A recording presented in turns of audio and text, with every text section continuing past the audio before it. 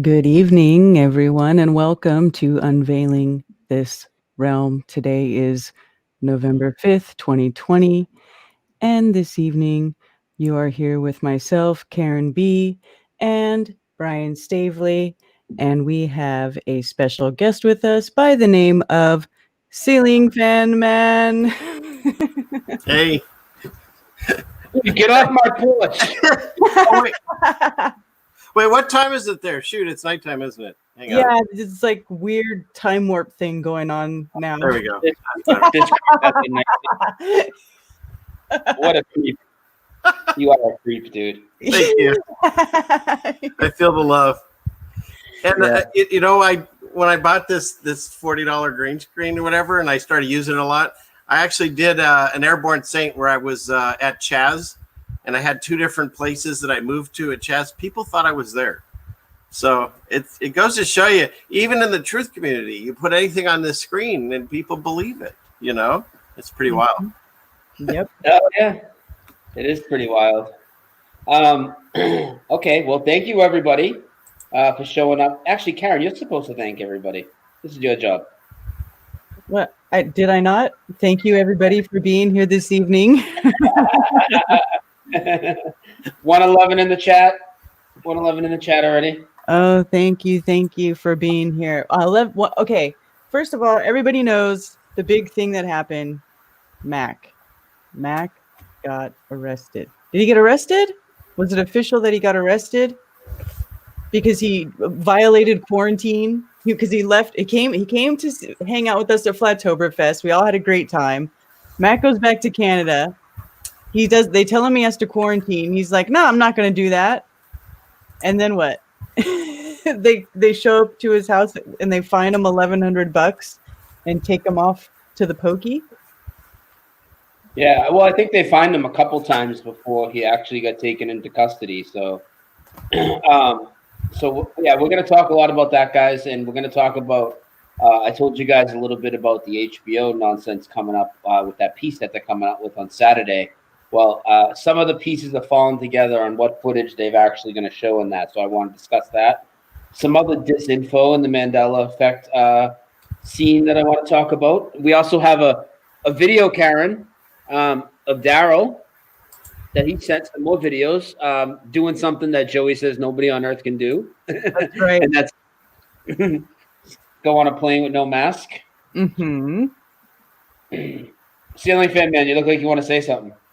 No. I guess I'm just I'm just listening. It's kind of like I'm in the chat, only I'm on the screen. It's kind of weird. All right.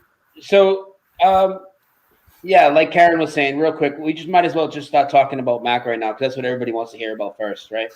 So he got taken into custody. There was a hit piece that came out. We read it earlier.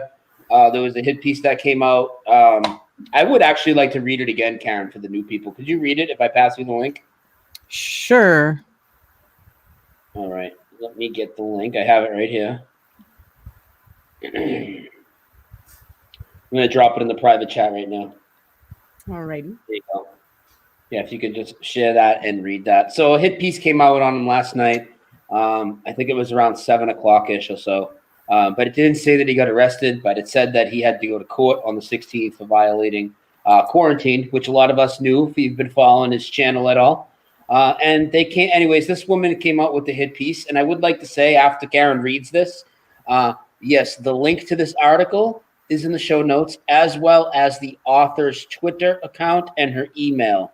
So feel free to do as you must. Please bombard the comment. Oh, I want them to bombard the comment sections in here, but don't start cussing people out. Let's be, what we need to do here. And I think the Twitter's a really good idea. I know Blaze did a video earlier today too, blowing up her Twitter, because that's where people will see it in the public. Her email, she can just keep to herself. It might bother her, but at least if you keep getting her on Twitter, I think a lot of people will have to read that and they might have to respond to it. But go ahead and read, Karen. We knew something like this would be coming too. So, Okay. BC COVID-19 conspiracy theorist and yoga studio owner charged with breaking quarantine law. Mak Parhar bragged in a speech to supporters about violating rules after U.S. Flat Earth conference. Fucking people. A notorious Metro Vancouver COVID-19 conspiracy theorist is in custody for repeatedly breaking mandatory quarantine after returning from a Flat Earth conference in the U.S.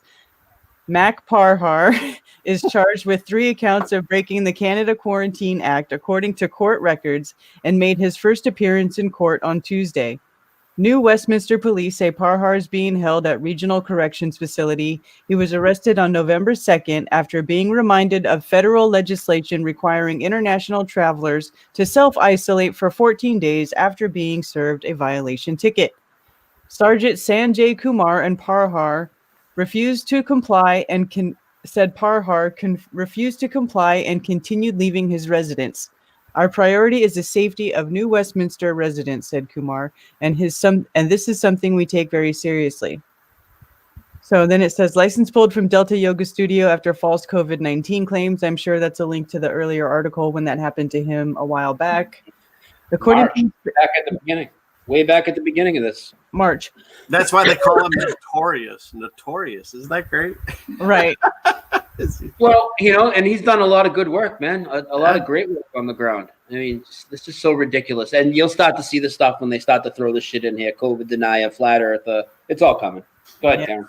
Okay. According to his Facebook page, Parhar recently traveled to Greenville, South Carolina for an event called Flattoberfest 2020, a gathering of conspiracy theorists who believe the earth is flat. Parhar made an appearance at a rally in front of the Vancouver Art Gallery on Sunday and bragged about breaking the mandatory 14-day self-isolation period upon his return to Canada. I'm not going to put myself in prison because I'm a free man with God-given rights, Parhar told a small gathering of COVID-19 conspiracy theorists in a video posted on YouTube. Then this says, Delta police have no powers to stop meetings of COVID-19 conspiracy theorists, chief says. Did anybody read that article? No? No.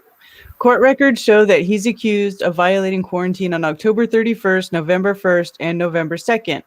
In his rambling speech at the art gallery this weekend, Parhar bragged about taking off his face mask on planes to and from the U.S. and about refusing to fill out federal government quarantine forms when he landed at Vancouver International Airport.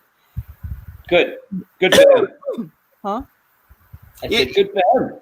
You know what I've noticed too is like in my new eyes when I see these articles, I mean, talk about bias, like notorious, rambling, conspiracy. I mean, it's just, they make us sound nuts just in the little jabs they write. It's ridiculous. Yeah. Really ridiculous. He claimed a border agent was rattled by his suggestion that the Quarantine Act doesn't apply to him, and he told them he's not legally a traveler or a person under the law. They're not used to people who aren't obedient little sheep, Parhar said in Sunday's speech.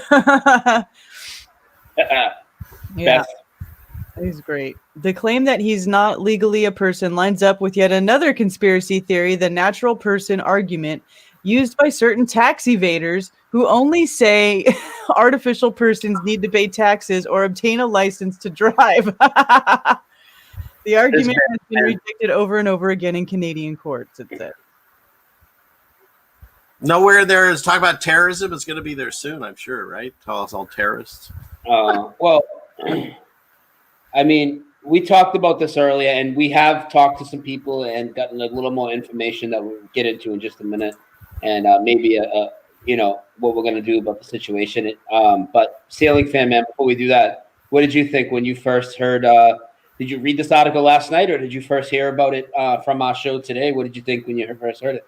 Yeah, I saw it this morning when you were doing a thing on it, and I was just flabbergasted that they actually arrested him and he was in jail, and immediately, like everyone else, it's like, what can we do? So I mean, then you talked about it. I don't know who heard it, but like they weren't even letting a bail like just money.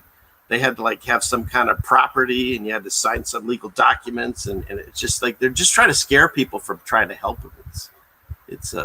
Yeah.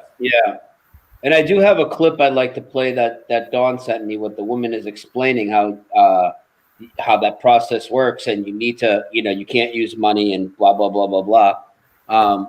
And I talked to Baldini tonight. He had some updates too, in case you don't have all of them. Yeah. Okay. Well, supposedly his wife is going to try and get him out of there tomorrow. But all I'm saying is, this type of shit always gets fucked up. So we still need to get him money while he's in there, I think, in my opinion.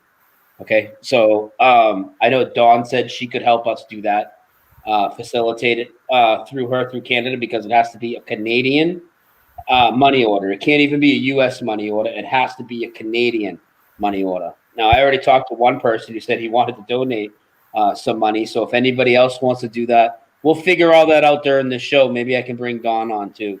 And I know Baldini was trying to do like a fundraiser or something. Yeah. So he set up some kind of account that it's in process where he could take money and then send it to and also the easiest thing is Mac's PayPal. People can send that. So but he won't get that while he's in where he's at. He has to get the money order.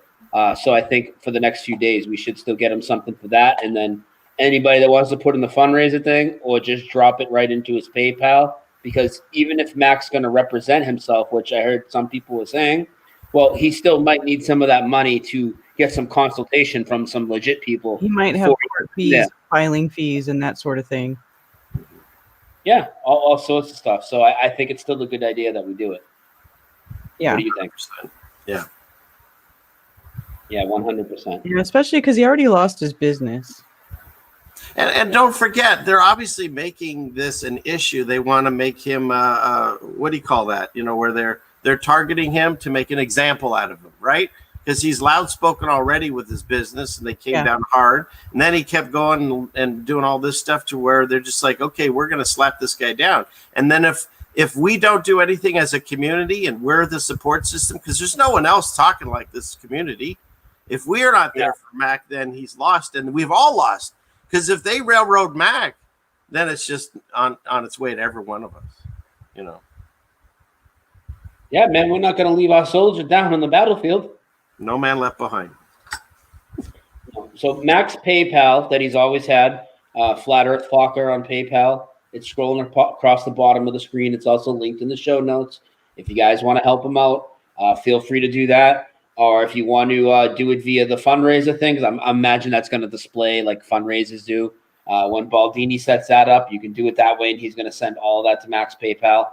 Or if you want to help out with the money order, which is what we would need, more quicker. If you want to help out on that end, Dawn's going to help us facilitate that. I know, Dawn, you said you can't call right now. Can you give me your email? Can you, Karen? You have Dawn's email, correct?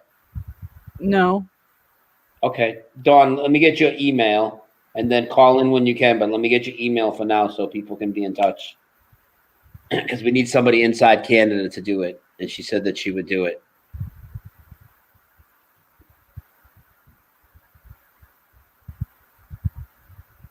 Okay, so the link is not live. Yeah, we don't even need it. It's no big deal because we can just send it to Mac's PayPal.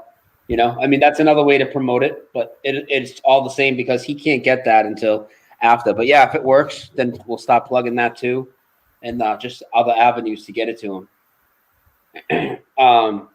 I know Mitchell is somebody that reached out to me. I don't know if he wants me saying his last name, but he wants to donate some money. You know, he wanted to do it tonight. There we go. There's Dawn's email. Let's get that up on here.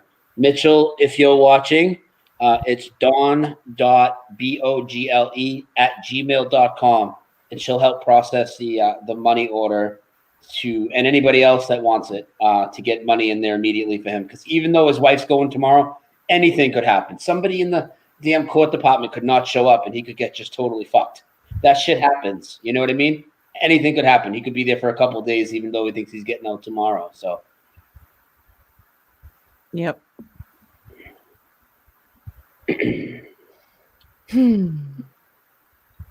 All right.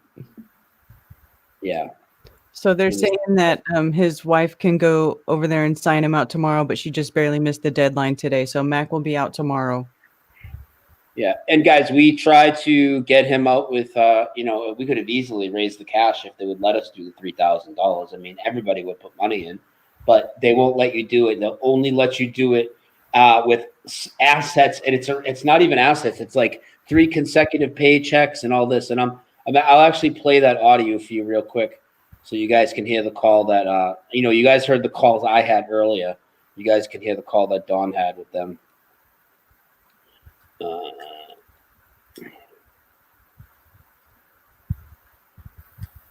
Mary Lang, I'm calling from the New West Law Court. Hang on, part 1 first. Center. Due to COVID-19, please be advised that for the health and safety of everyone within this facility, mail and/or money has to come in through Canada Post.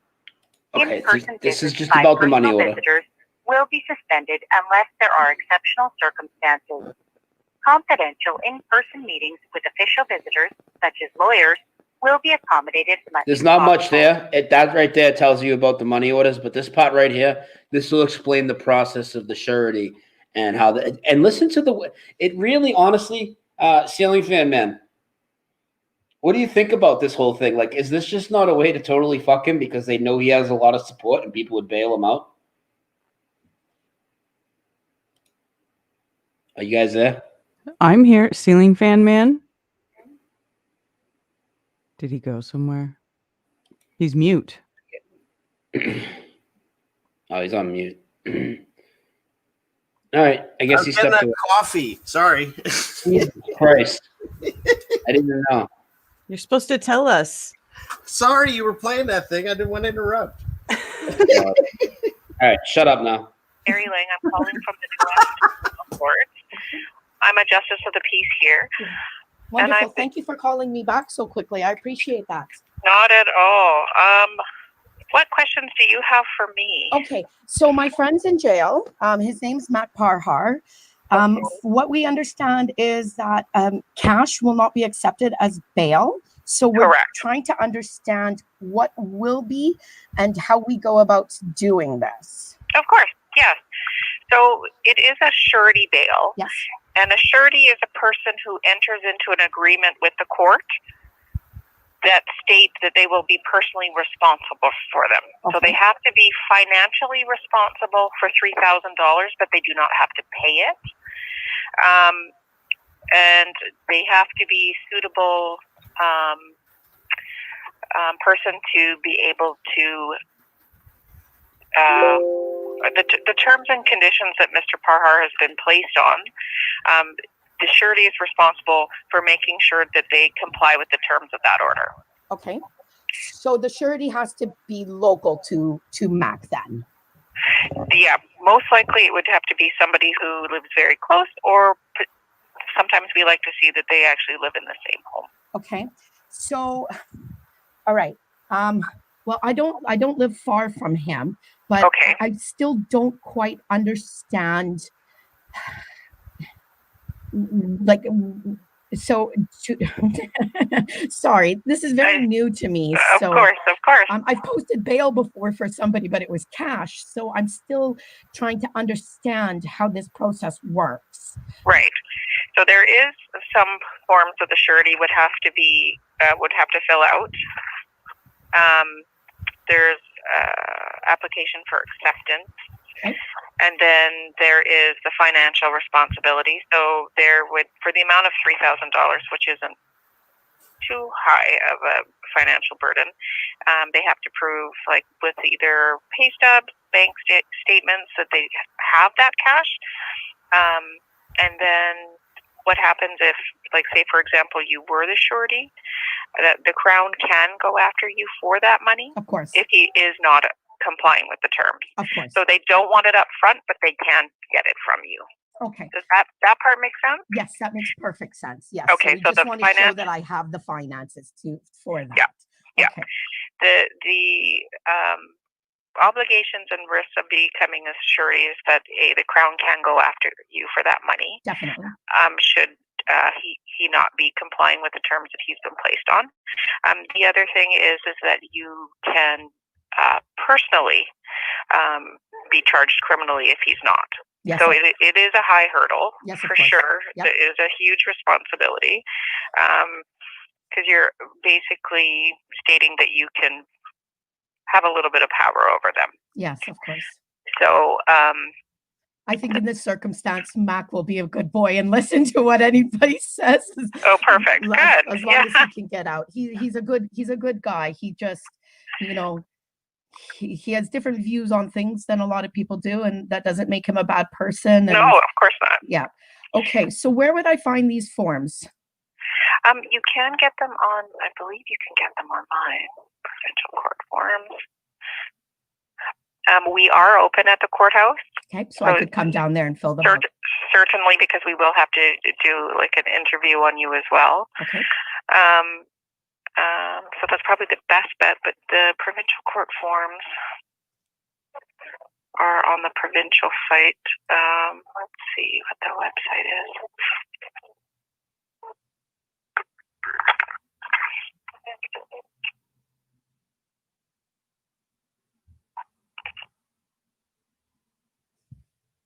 Sorry, I can get that information from you. Yeah, I'm sure I can find it online. I'm sure it'll be easy to find under the Westminster court website.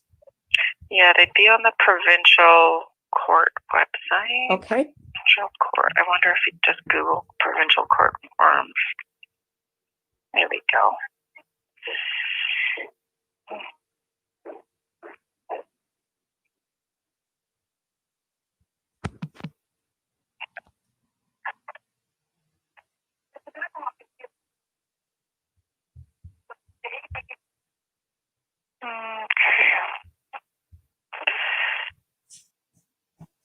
There we go.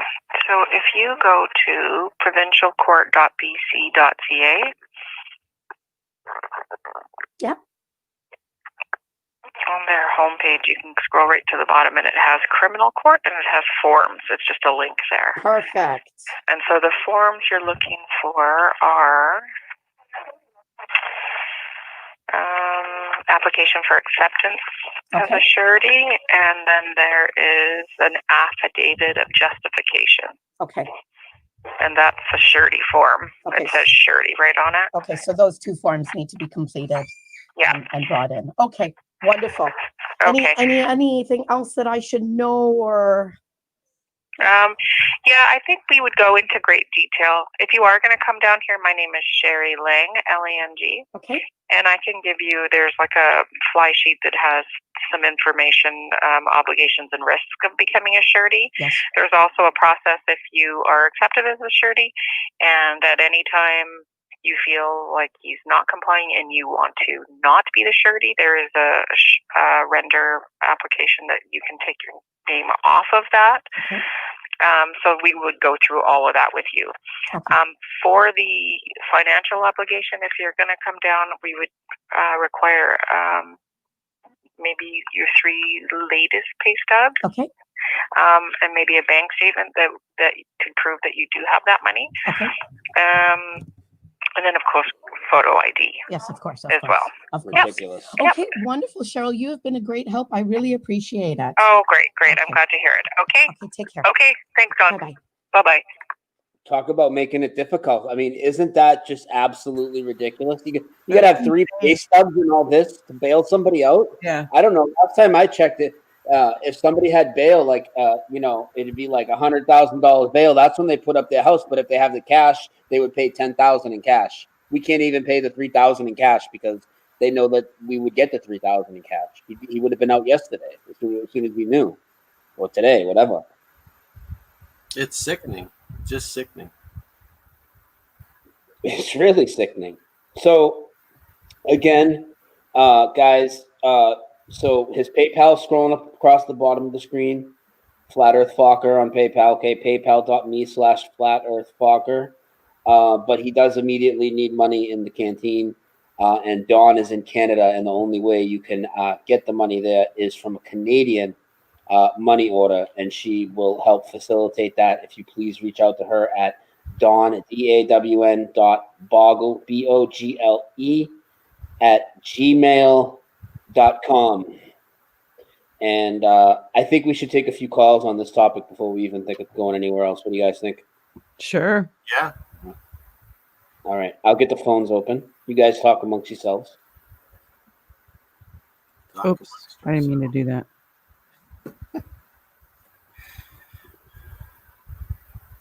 Well, he didn't give us a topic we're supposed to talk about. Yeah, dude, you guys are terrible, man. Talk amongst yourselves while I get the phones up and just go silent. Talking amongst yourselves. I'll give you a topic. A chickpea. Neither a chick nor a pea. Discuss. I would, but I'm verklempt. I'm so verklempt I can't talk. Oh, we don't even have the phone number up, and they know what to do. Give me a ring dong ditchy. Unveiling This Realm, premiering tomorrow on the Real News Online. Who's this? Bogle, not Boggle. Who's this? Bogle. It's Dawn. Bogle. It's Dawn. Bogle, not Boggle. Oh, I don't know how to say your name. I know. It was adorable. And the way that you messed up my married name like a month ago was even funnier. I love it. I love hard to... I'm not as bad as Blaze. You ever listen and need input, try and pronounce names? God. No. Hey, as long as we're throwing people under the bus. What about Mark Sargent, who didn't realize he meant Rose? That was fantastic. Well, what about Karen, who didn't put Mark Sargent's name on the T-shirts for Flattoberfest? Oh God, it's hilarious. Hilarious. We are the best. So for anybody that doesn't know, this is Dawn, who I am telling everybody to email. So Dawn, why don't you tell people what the plan is, and just tell people what you need to tell them. Go ahead. Okay, so there's only one person in contact with Mac's wife, and he's contacted her. She was going to go today, but she didn't realize how early the court building closed at, so she missed it by like half an hour. So she's going to drop the kid off at school tomorrow and go straight to the courthouse. Hopefully, if they can get the paperwork done in time, we'll have Mac home for dinner. Awesome. But just in case, and things can go wrong, we need to get him some money in there in the meantime. Most definitely. He's been in the same underwear since he got detained.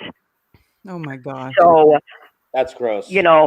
Yeah, that's so gross. Poor fucking Mac, man. I can't even imagine that. And how long has that been? Well, there's a lot of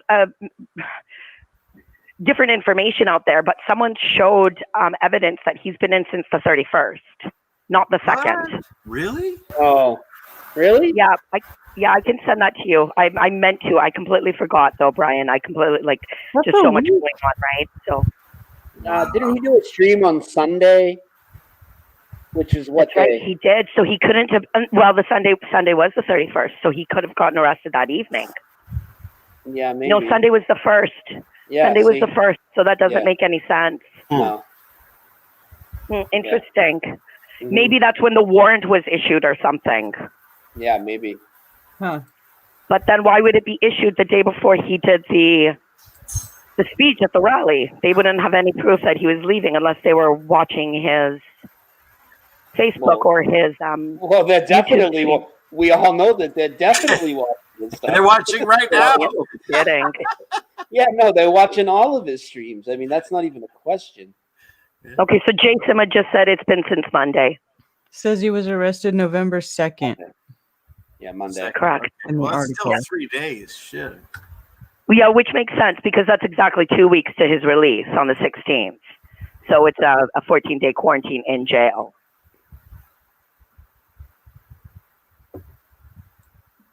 So that's why they set it to that date. They did it to make it 14 days. Oh my God, that's so fucking. It makes sense. Yeah. God. Right. God.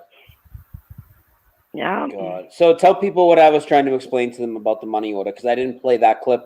Why don't you just tell them about what the deal is with that? Because you can't. So they're not accepting any cash or electronic payments to be added to his canteen or his purse. So whatever money comes, if it's allocated to me, I'll get a money order created, and either myself or Felix will drop it off for him at the pretrial. That's the only way we can do it. Yeah.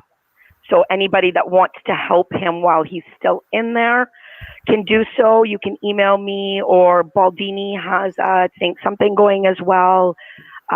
Or you can help Mak out for any legal fees he may come across or financial burden while trying to fight this through his PayPal. But yes, if anybody wants to help him right now while he's locked up, that's going to be the only way to do it, is to get him a money order. They're not accepting cash because of COVID. They're not even allowing visitors because of COVID, and they're restricting access to lawyers. So it has to be a pretty urgent matter for a lawyer to come see you in person. So, damn, dude, they straight kidnapped Mak. Yeah. Yeah. Dude, this but is. Meanwhile, a bunch of prisoners are hanging out with each other. What the? I doubt he's in isolation, but who knows? Yeah. Yeah. God. All right. This is a great big joke. So okay, so the best way to get Focker money now is probably to get money to either you or Baldini somehow, and then you guys will get a money order. You'll get a money order to him. It'd be best to get it to me, but I don't know how that's going to work because I'm in Canada and I have PayPal, but I know a lot of people don't like PayPal. I don't particularly care for it myself, so I don't know. Yeah, but they'll use it. They'll use it because the people that support Mak, a lot of them support him on PayPal. So when they know that this will be because if you guys listen, guys, if you guys give Mak PayPal money now, he's not going to have access to it till he gets out. That's the point. So it's great to put it in there, label it for legal fees or whatever, because he might need, even if he represents himself, he might need to pay for some consultation for people he trusts and pay them for his time to get some fucking advice. And I would probably think that would be a good idea that he did that. So people might want to help out on that. But as far as getting money to the canteen, it has to be somebody in Canada, and Dawn's in Canada. So if you can get that to her, label it, for Mak or whatever, and then she'll put it in a money order and drop it off. And when you say the pretrial, that's what you mean by the name of the building. You don't mean at the pretrial, like on the 16th. That's correct. That's what the building is called, pretrial in Coquitlam, in Port Coquitlam. Yeah. I know it. I know that's what you meant. I just wanted to let people know. Yes, of course. Yeah. So what's your PayPal? I don't have. Someone's asking for Cash App. I don't have Cash App, so I don't know how many people use it. But if everyone is on PayPal, then everyone is on PayPal. Yep. So Boston Guy 51 is the guy I told you about earlier. He'll help out for sure. And he said PayPal works for him. So what's your PayPal, Don? Probably just my email address, right? I rarely use it, so I would imagine it's my email address. Okay. Yeah. And Boston Guy can email me if he wants, or find me on Facebook.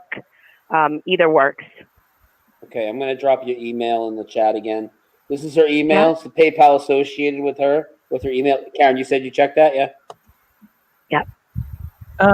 No, I didn't check her email, but I'm saying it would be attached to her email because that's how PayPal works. You have a PayPal.me/whatever, but then you can also use your email. Okay. Yeah, I rarely use it, so I'm not totally. But yeah, that works. That totally works for me. Then I'll just cash it out and drop off the check for him or the money order. Awesome. You know, the thing is the way I look at it is regardless of how people think about Mac, I love him, and I couldn't do what he does. He flat smacks people and makes me uncomfortable sometimes even watching those kind of videos, but he does amazing work, and he's standing up for us, and he's standing up for our rights and our humanity, and we owe it to him, all of us, to help us, man. We do. It could be your brother, your sister, your father. It could be any one of us sitting there right now. So. Yep, exactly. I agree 100%. That's why I went gung-ho trying to help him. As soon as the rumors started going around about where Mac is, you know, Jay made a post in our group chat, and, you know, everyone was alerted and trying to figure out when he last posted, when he last did videos and everything. And then the rumors started circulating that he was arrested. And Brian, it was, you know, a lot of thanks to you for what you did this morning. I couldn't get information out of the police stations that I called. So I'm so grateful that you were able to get info out of the Delta police. I don't know what magic you pulled to get that. It's me and my fucking Jedi mind tricks again. No, I'm kidding, man. Well, I did some voodoo before I made the calls, and obviously my game is off. So no, that was awesome. I really appreciate it.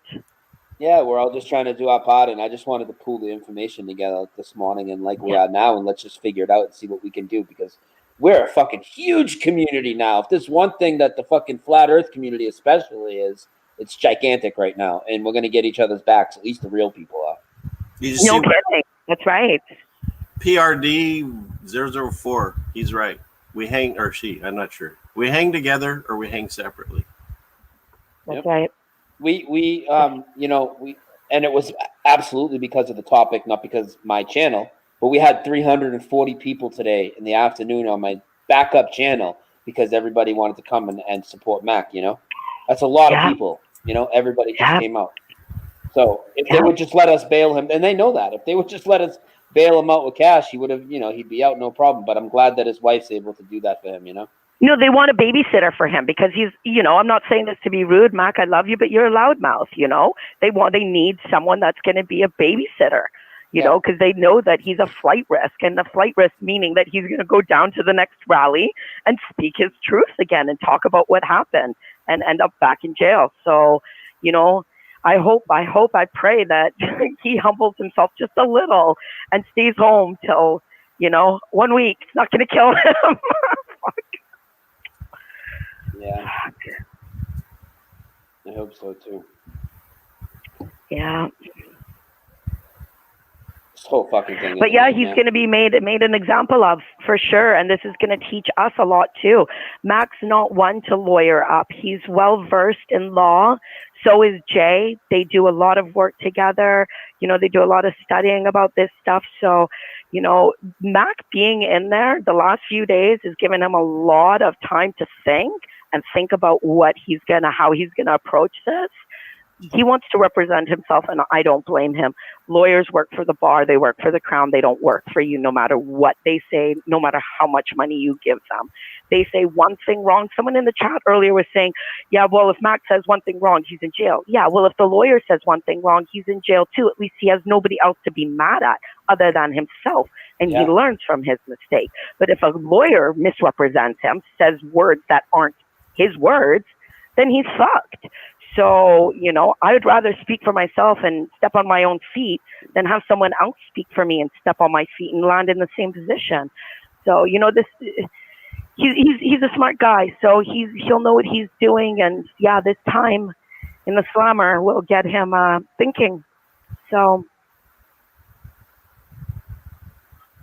well, thank you for everything. Of course. No, thank you too, and you know, blessings and love to you guys all, and prayers for you all, and hopefully tomorrow night we'll be watching a live stream with Mac telling us about how everything went down. I can't wait to see Sinbad live tomorrow night.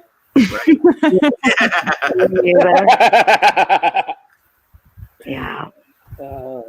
Okay, guys, I'll let you go. I got to get back to my dinner, and you guys have a great show. I'll stick around and see what's going on in the chat. And if anybody has any questions, don't hesitate to email me, please. Thank you for everything. Thank you, Of Dawn. course, thank you. Love you guys. Love you All too. right. Thank you. She's awesome. Take Yeah. another call. Karen, you got the phone number handy? You want to throw it up? I can. Can I say it? Go ahead, dude. And you can tell them what they need to do. Tell them, man. Tell them what they need to do. All right, everybody, get on the phone. Give us a ring dong dutchie. I'm so easily amused. It's awesome. Fucked up, dude. Well, apparently, All right, let's get a couple more calls on the topic. I know you guys want to talk about it. Unveiling this realm. Who's this? Hey, what's up? It's Brian from Ohio. What's up, dude? How you doing? You're on with me, Karen, and Sailing Fan Man tonight. Hey, Brian. Ooh, what's up, everybody? Hey. I just want to say this is a bunch of bullshit, man. And I think Sailing Fan's right. I think that they are watching Mak because he's out there in the public eye. I think they are watching his channel. You know They're watching this broadcast right now, guarantee it. I saw a video today of a cop after his most recent thing here. A video today of a cop talking about watching his channel and seeing him doing what he was doing. Yeah, No, I mean they see openly admitted, and they were obviously watching it before. I don't know how long you've been watching Mak, but at the start of the COVID, he was doing a lot of work going in the hospitals and proving that they were fucking empty. And they made a hit piece on him out of it. So they definitely been watching his videos for a long time. Yeah, they're watching Mak. Yeah, 100%. Well, I figure that's part of the reason he had problems with the whole plane issue is because he talks about it, and somebody's got to be watching that. Otherwise, why would they harass him over everybody else? You know, Yeah. It seems obvious. And he does have a little different energy than me when we go to the airport. You know what I'm saying? So there's that too. Well, right, but still, like, I don't know. I don't know. That's the feeling I get, and I didn't see the video you were just talking about, where the cops were talking about it, but. Yeah, I seen it this morning somewhere. I forget who the hell sent it to me, but it was from like yesterday or today. Yeah. Well, also, it's crazy because I left the link open for somebody at work because I was going to talk to them about it. They didn't bring it up, but what Mak was talking about with the other guy in New Jersey, taking his kid out of school and all that stuff. And I was talking, and I was like, yeah, I was just on the phone earlier, and I'm like, look, dude, this guy got in trouble for taking his kid out of school and all this craziness happened. I don't remember that exact conversation, but I know that Karen's pulled her kids out of school recently, so she can relate maybe to what you're saying. Yeah. He started homeschooling. That Mak knows, I guess he got in trouble. Like, they had a whole SWAT team and everything come out and all kinds of crazy stuff because he didn't send his kid back to school or something. And there was an article about it. And I left a comment on there and whatever. I told him to quit lying, basically. But that guy and now Mak, you know what I mean? It's like this is, I don't know. I don't know if they're making examples or what they're doing, but I just was on the phone with somebody. I'm like, so what's the plan? What do you mean? I'm like, well, if shit gets real bad, what are we doing? Well, I don't know. Oh, dude, like, you just gotta trust the plan. Q's gonna save us. Yeah, right? Yeah. Lord. But hey, Brian, fuck you. Jeez. Fuck you. Man. No, I feel like I'm in some weird time warp where Brian just on the phone. Oh, sorry. No, go ahead. They hear me talk all the time. It was just odd that I just happened to get off the phone and went because I knew you guys were gonna go live soon and caught you guys live and found out about Mak after I just said something about the other article and some other guy getting attacked. It's like, yep, here it comes. It's like, because the one is in New Jersey, the other one's in Canada, so it doesn't even matter what country it is. You know what I mean? Like, I don't know. It's getting ridiculous. Have you looked much into the story about the guy that got his house raided for taking his kid out of school? Though that sounds kind of phony to me. I mean, I'd have to look at that. I heard his name, so I was trying to find the court records, but they want you to email them or mail them something to get court records. Like around here, I can find people. It's open. It's easy to find. So Yeah. I was trying to find it. I couldn't find it. I don't know. I'll ask some of my computer buddies for some help. Maybe they can help me out. I don't know. So I'm not real sure about that, but I was trying to find the actual records and see what he was charged with or whatever happened. You know what I mean? Get the details. Yeah. Where do you live? Ohio? I'm in Ohio. Yeah, Dayton. What's it like in so Dayton's a big city, right? So what's it like in Dayton as far as mask ratio when you go out? It's a lot. I don't know. I gave up on most stores. I go to one store and it's like 99.9% usually. But they don't say anything to me, and they've been strangely nice to me lately. Like, thanks for coming in. I'm like, what? Like, I'm the only one with no mask, and you're being all nice. Like, I don't know. Yeah. Just wait, because in a couple of days you'll be in there. You'll be in line getting cashed out, and halfway through it, they're gonna take the update and be like, "Where's your mask? You need a mask to be in here." Well, yeah, probably. And that place was the worst one before it was even a mandate. Like, tons of people wearing it, and I'd go to a different store and it'd be like 75%, 50%, whatever.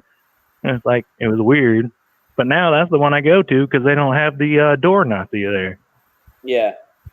But they don't say shit. They never say shit. And if nothing else, they're nice to, like, extremely nice. And I don't know. I don't know what's going on. The door Nazis. People are just weird, man. Yeah, the door Nazis, they want to get smacked. They swear to God. Yeah, they do. You know what they call them at Walmart? They call them the health ambassadors. Yeah. The fucking like dude, the dude working minimum wage at the door at Walmart is called their fucking health ambassador. Oh my God, dude. I mean, it fits. I mean, look at the clown show that Fauci is and all these guys. Why not the Walmart guy? Why not make him the head of the CDC? Why not? Maybe he is. Right. Might as well. Hey, you know what's interesting about that whole thing? Was educated on the whole Walmart thing. So, like, my wife and I, we go barefaced everywhere. That's just how we roll, and we don't have to answer to anyone, so we are able to do it. And we went to Walmart the other day. I hate Walmart. I never actually went to Walmart before all this craziness, but it's one of the few stores we could go in and get a bunch of things and get out right away. So we went there. Of course, everyone's masked up. And here's the sad thing: if you were to ask me who I saw in Walmart, I couldn't tell you a single person. In fact, Brian, honestly, if you or Karen walked by me and you were wearing a mask, I wouldn't even recognize you. Like my own brother could have walked by me and I wouldn't have known. And what's really sad is no matter what I do or we do, and we don't wear masks, the fact that the general public overall, it seems like it's getting worse. They're all masked up, and it's like we avoid each other's eyes now. You can't see people smile. You can't. It's just like. It's a bunch of like faceless eyes without a face, like that song. And you come home and you're exhausted just from freaking shopping because it's mentally exhausting. Yeah, I just do what Brian does, like just be confident, walk in, walk out. But you're right, a lot of people won't even look you in the eye either. Like, and that's how we do it. We go mask on, they won't look at you. We pretend like nothing's happening, like you say. We just walk in confident. Because if you walk in looking around like someone's going to say something, they will. Or you just walk in and you don't go looking for a fight. You just pretend like nothing's happening and you get out. But then you come home and I felt sick just because of how sad it is out there. It's very sad. I hear you. I'm in the old normal. I just walk in like I did, and I want to go. If anybody says anything, then I just quit going to that store and I go to a different one. And ever since it started, they don't seem to say anything. We've only had 2 people actually say anything to us of all the however many people we've seen since. We even walked a Washington State ferry and they yelled at us over the loudspeaker and we didn't care. So it's like nobody does anything. They just try to scare you. Now, of course, Mac poked the bear to the point where they could do something supposedly. We'll see how it pans out. But that's just it. It's all scare tactics, and we just have Let me interject, too. We still need to hear the story from people besides the media and the police, like Mac. We need to hear what really happened. True. We don't know yet. We don't even know yet. Very true. Right. Yeah, I hear you. Yeah, I don't know. It just seems like, I don't know. I mean, part of it's, like I said, just coincidence. I was having a conversation about, well, what if things get worse? And then I you guys come on live, and it's like, oh shit, it's getting worse. Somebody I know, you know what I mean? I mean, I don't know him personally, but you know. Yeah. Like, damn, here it comes, another person. But Well, I don't know. Ridiculous nonsense, and that article that you guys were reading, it said the natural person something was highlighted. You click on it, it goes to another article from that same website, and it's the same author or whatever you want to call it, Lindsay or something, Bethany Lindsay. Yeah, fuck that lady. Yeah, that's what I'm saying. And I really would like people to give her some feedback, you know, but don't cuss her out, you know, like make some really good. Jesus Freak made a really good post to her earlier. I know Carl Taylor sent her an email. I know Need Input made a video about her and a bunch of tweets to her and the police department. That's what we need to do. Not that that's going to, you know, maybe that won't work, but let's hit them on all the fronts that we can. If there's one place we're strong, it's fucking social media, right? So let's bang them out. It takes no effort. 5 minutes a day, I agree. guys. All the information's in the show notes as far as all the links you need to find the Twitter and the email and the article and all that.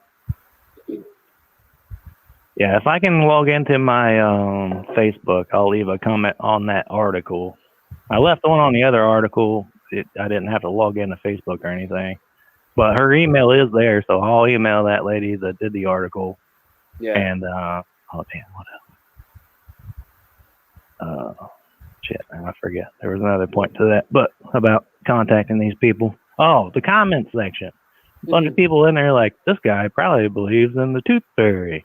It's like, what is wrong with you, moron? Like, in the comment section of the hit piece, because they said he's a flat earther, and then everybody's doing their globy talk down bottom. Yeah, they sound like morons. Zombies, man. Zombies. Yeah, globy talk. It's crazy. It's disgusting. Yeah, people are so stupid. It's just like, you're the one that believes in the tooth fairy and Santa Claus, you dumbass. What is wrong with you? Yeah. But hey, listen, I got Baldini waiting to call in, and we've been on for like 12 minutes. I'm going to let you bounce. Oh, but, cool. Shout out to Baldini. He's awesome. Cool. Hey, before you go, favorite flat earth proof and biggest Mandela effect? Oh, well, Ed McMahon, obviously. That was huge. I like water. I like all the NASA fakery nonsense, like where they teleport stuffed animals into the ISS and people still think they're in space. That's such a classic one. That's a good one, dude. That is like the best one, dude. Pockets of gravity. That's a good one too. Yeah, it's funny shit. I mean, it doesn't prove the shape of the Earth, but you know what I mean. NASA fakery is gold. Pockets of gravity is funny. That was a good one. Yeah. Oh, cool. Awesome. Thanks, guys. All right, brother. Thank you. All right. Much love. Bye. All right. Bye-bye. All right. Baldini, give us a call, please. Mr. Baldini. That was a great call. Yeah, absolutely. And guys, Christian Knapp's going to be joining us later too. In a little bit, though. We have some more stuff to present. Some really important stuff to present that I need to get into, and I'm glad Stealing Fan Marin is here tonight. Yeah, and let me address something, because I respect the people in the chat. And I was... Yeah, you can just shut the fuck up. Unveiling this realm. Who's this? It's Baldini. What's up, man? You're on with CFM. I found your ring dong duchy. It's right here. And don't forget, as Christian Knapp says, we all have a little bit of Mac inside us. That's what Christian said today. Oh, God. But not in a prison way. Exactly. Wait, no. That's what CFM and I say to each other. We'll say, "Hey, I love you, man," but not in a prison way. That's only funny to us, obviously. So just go on, move on. Okay, just move on. Okay, so people have I asked about this. So I set up a thing at some people had recommended against GoFundMe, and I just had used that as kind of a generic placeholder. Somebody recommended Go Get Funded. So went on there earlier today, I don't know, noon or so, and they said it would take a couple of hours for them to do a manual review of it, and still haven't gotten it to go live yet. I emailed them to ask about it. They said they would respond, quickly. But I don't know that I'm holding up hope right now to see what's going on there. So all the information there is accurate, and it should, I don't know if it's because of the situation or not. They just, that's why we avoided GoFundMe, because we didn't want any issues with them. So in the interim, I have already started taking some donations. It's my paypal.me/greatbaldini. And I have a business account. So what I can do is, it was a big crazy thing because they charge you money if you could do exchange rates. But because my PayPal is a business account, I can transfer to Dawn.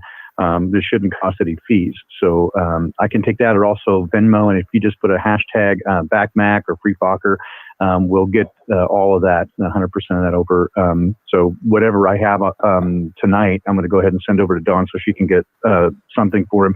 If it doesn't get out tomorrow, then at least we can get some on his books immediately.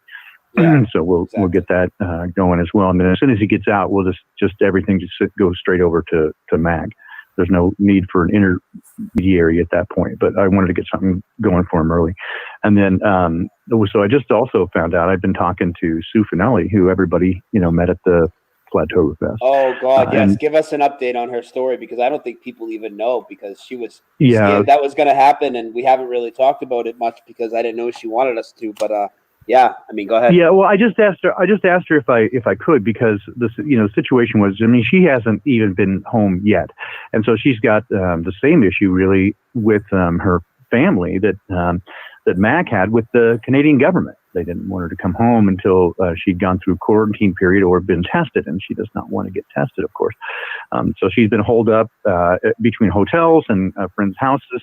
And if she could hold out till Tuesday, so she was using points at a hotel until Tuesday, and then she's been staying at a friend's since. But there's no internet access there. It's a very small place. It's not. She's got couch surfing.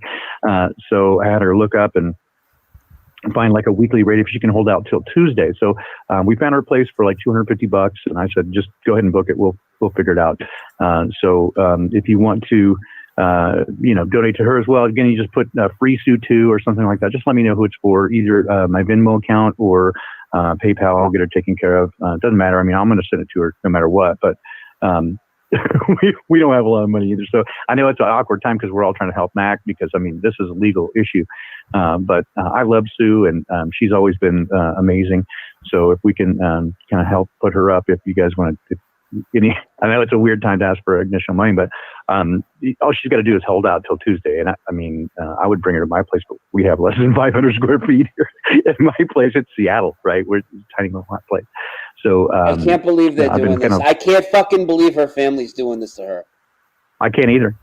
She showed me some of the texts. I won't reveal those. But I was like, no way they're gonna do. I was like, no way they're gonna do that to you, Sue. And I just fucking ate my words, because they did that. And that's horrible. They've gone crazy. Just like, okay. So you were talking about the comments on that article.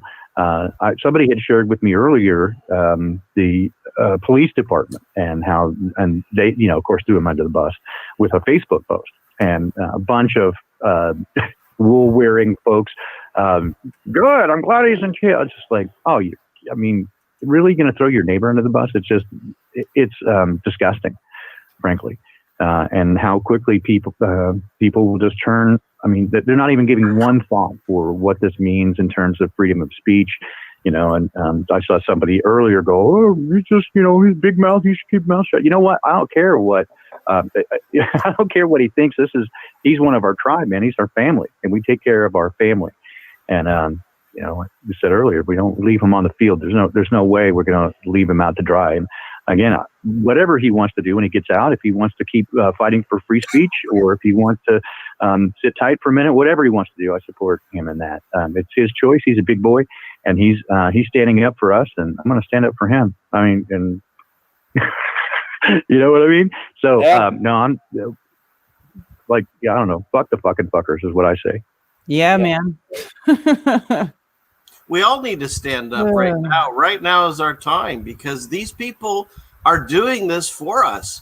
Like, whether you agree or disagree on how Mac does things, he's out there making your voice heard. Now, if you don't like the way he does it, get off the couch, turn off your computer, and go out there and do it too. Exactly. But a lot of people won't do that, and that's okay. That's not their path. But Mac did it, and he didn't do it for fame and fortune, as none of us do. These channels, if anything, it just brings grief on a lot of ends. But you know what? There's so many people that have reached out to all of us, but me personally, I've seen it, that are alone and don't have anyone. And that's why we do what we do. That's the only reason I have a freaking channel. And Mac did something for us, and we all need to support him. Yeah, I absolutely agree. Again, I'm not the kind of person to get out there and flat smack people. It's not my thing. And, I choose different ways, right? And what I feel like led to do is, help build community, right? And get people together and do this, support one another, right? And try to build the tribe and talk to people who I'm preaching to the choir. It's kind of my thing, right? And figure out better what they've done to us and how we can use better discernment to wake up. But, I certainly support people who that is their calling, right? Because if it wasn't for people like that, like, Jaredism and, Bob Nodell and, Mark Sargent, if it wasn't for these guys, I wouldn't have looked into it. I mean, I didn't trust anything they had to say, but they asked the right questions and they certainly got me looking. And if it hadn't been for people like that, I wouldn't have taken it seriously to begin with. So, hats off to them, tinfoil hat or whatever, Faraday fedora or whatever you got. But hats off to these guys for putting it out there. And just like, ODD TV and all these guys, they have taken a bunch of heat, right, for saying what they think. And I support that. I mean, again, whether or not I agree with everything anybody says, and again, I haven't found anybody with which I agree completely, but I absolutely support their ability and their freedom to say it and think it. And as cancel culture goes, and they want to cancel what you think, and you cannot have any thought that's divergent from the crowd and the group think. Fuck that, man. I'm not living in that world. I will not do it. And so I'm going to support Mac. I'm going to support anybody who stands up and says what they believe. Absolutely. Right on. I agree. 100%. I agree. So if you guys any of you are standing up for what you believe, I'm on your team and you're on mine. And I say, fuck the fucking fuckers. If we don't help us, and this isn't just a regular soldier. I mean, this is a guy who's out there busting his ass as hard as just about anybody. We're just going to leave them on the battlefield. What are we even in the battle for? I mean, we might as well just give up. Yeah, exactly. Right? Put a mask on and go home. If you're going to turn tail and run, that's bullshit.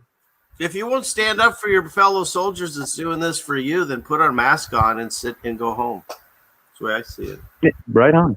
Yeah, go big or go home. And, Mac didn't go home, right? he said, fuck that, man. Fuck the man. And I agree with him. Right. So what's that famous thing that about the Nazis or something where they came for this one and no one did anything, they came for that one, no one did anything, and then they come for you, however that goes. I know it's all propaganda, but that's what I feel like. It's like, okay, so this time it's Mac, so you don't like him? Oh, okay, what if the next time it's your brother? What next time it's you? I mean, we all need to band together and support any one of us that has this issue, because they do want to target each and every one of us. We're the only ones talking the opposite. But yeah, for me, I mean, at this point, it's not even the fear of them coming for me, although I know they will. I know I'm on every kind of list imaginable. I was surprised I made the flight to Flatover, to be honest. But it's not fear that they'll get me, because I know they will. I'm pissed. Just like I've had enough of this bullshit. And, so Mac is out there again taking the heat. Anybody stands up to take the heat, I'm going to be there in your corner. So, and I think that hopefully other people will be that way as well. We're going to stand up for those around us, and we're going to come together as a tribe and let our voice be heard. And I agree that this, insofar as I'm aware, this is one of the first cases to test the quarantine law in Canada. And I would like to see some precedents up here. And if we can get enough together to really push this a little bit further, I know that Zen Garcia had legal success with his bet thing, right, a few months back, and they couldn't prove the nature of the heliocentric model, and the guy failed to prove his case in court. and I'm not a big fan. I don't trust, the legal system. It's not a justice system. It is a legal system. And they are faithless, and they've proven that over and over again. But whether we can have our day in court, or at least our day in court with public opinion, and again, I don't even expect that to go well, but at least to be heard and say, no, we're going to stand up for the truth, and the truth is immutable, and we will not be cowed. Mm-hmm. Absolutely, brother. You're spot on. And then that's the thing. That's what I got to say. And pardon me. Oh, I was just saying that's what this is. I mean, this obviously what we're doing right here. Part of it's entertainment, but there's a second agenda, and that our agenda is for all of us to band together and stay strong together. Because whoever the opposite is, they want to break us up, even within this own community. We need to hunker down, and when someone falls like this, we all need to get together and stand by him. Yep, I agree. Awesome. So anyway, that's what I got to say. Is if you want to donate to these folks, I will pass it on 100%. I'm not in it for me, other than to kind of help shuffle things along. But for both Sue and Mac, again, just use a hashtag. Tell me what's going on, who's it for, split it, whatever, and we'll send it their way. And we'll get Sue taken care of so she can stay till Tuesday. And then we'll get Mac taken care of. I left the one that I started, again, hopefully that'll go live soon, but I left it open-ended. Put a $5,000 goal to get him, sprung and get some legal counsel. But it's really whatever they want to do with it. I mean, it's up to him. I said he's a big boy, and once I give it to him, it's a gift. There's no strings attached. It's not for this or that. Use whatever you need. Buy diapers or whatever. Yeah, it doesn't even matter, because this is a guy that lost his business over this. So whatever it comes out. You need to buy a big sack of green bud. Fine.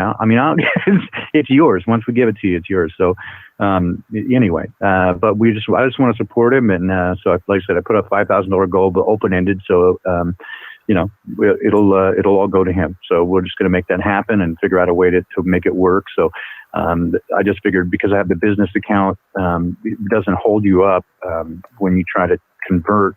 It will. I've seen it happen both, donations to me and then outward, different people. If you're exchanging, rates for different countries and currencies, they can hold it up and make it wait and take fees. I don't get much of that because of the commercial account. So yeah. Anyway, I can pass it along to Dawn. And like I said, anything that happens over tonight, I'll send to her first thing in the morning. And so at least she can get started on that.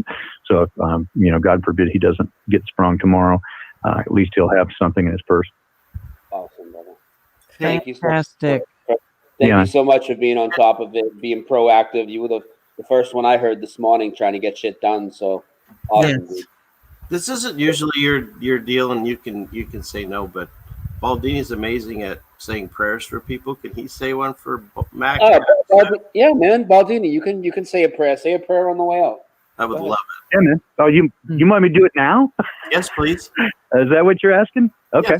Yes, okay. Unless you still have more you want to. I'm not scared. I just, if you have more you want to talk about, go ahead. But otherwise, Don't give him the open-ended. He'll talk all night. Yeah, we're not going anywhere, guys. We're not going anywhere. So we're gonna let him take his call out with the prayer. Don't go anywhere. Karen, check your private chat too. Okay, go ahead, Baldini. Oh, you okay?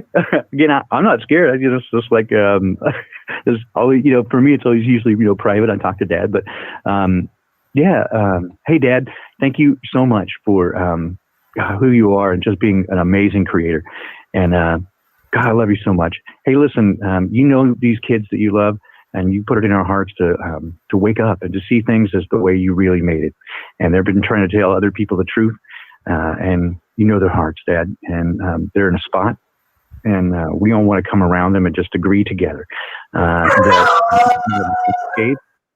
Oh my God! And oh my dog! And they're going to come out of this unscathed, and we're going to have our voice heard, and people are going to hear the truth out of this, and that Mac will not be a martyr, but he will be raised up to give people hope and encouragement and courage, that they can do this as well. They can stand up and have their voice heard and say, no, we do not consent to this bullshit. So, Dad, I trust you in this, and I trust you always with my life. So we give this to you. And I know that we can expect amazing things and great stories out of this, both for Mac and for Sue, and for those others that you've given me to talk to you about over the last few weeks. I've seen amazing things. So love you, Dad. Thanks for all you've done for us and just being who you are. You're beautiful. And, thank you so much. Brother, thank you. That was awesome. Thanks, man. Amen. Thank you, man. All right, guys. Listen, I gotta run. I gotta spend some mama time, but I just want to let you know what was up with that. And again, anybody wants to donate, again, you can do it, straight to Mac. But if you want, we're gonna just try to get what we can to Dawn in the morning. And then if you want to donate to Sue, I got like hashtag free Sue too. Yeah. Whatever. Just let me know, right? I'm not gonna, throw it back because you did do it right. But yeah, anyway, just let me know what's going on. We'll make sure it happens. And hope to see you guys this weekend. I'll be back with Mark Bloom on Unintended Consequences on Saturday morning. Take care, guys. Awesome, brother. Thank you, Baldini. He's amazing, man. Hey, I love you, Karen. You're awesome. Oh, I love you too. He's the All right, best. bro. Hey, we've been drinking. I drink your coffee nonstop every day, just so you know. Yeah. And I drink Dude, it out, that's and awesome. I drink it out of a ceiling fan man mug. That's the perfect combo. Man, you got to put a little green butter in there. Yeah. It really does the trick for you. But They call that the Trinity.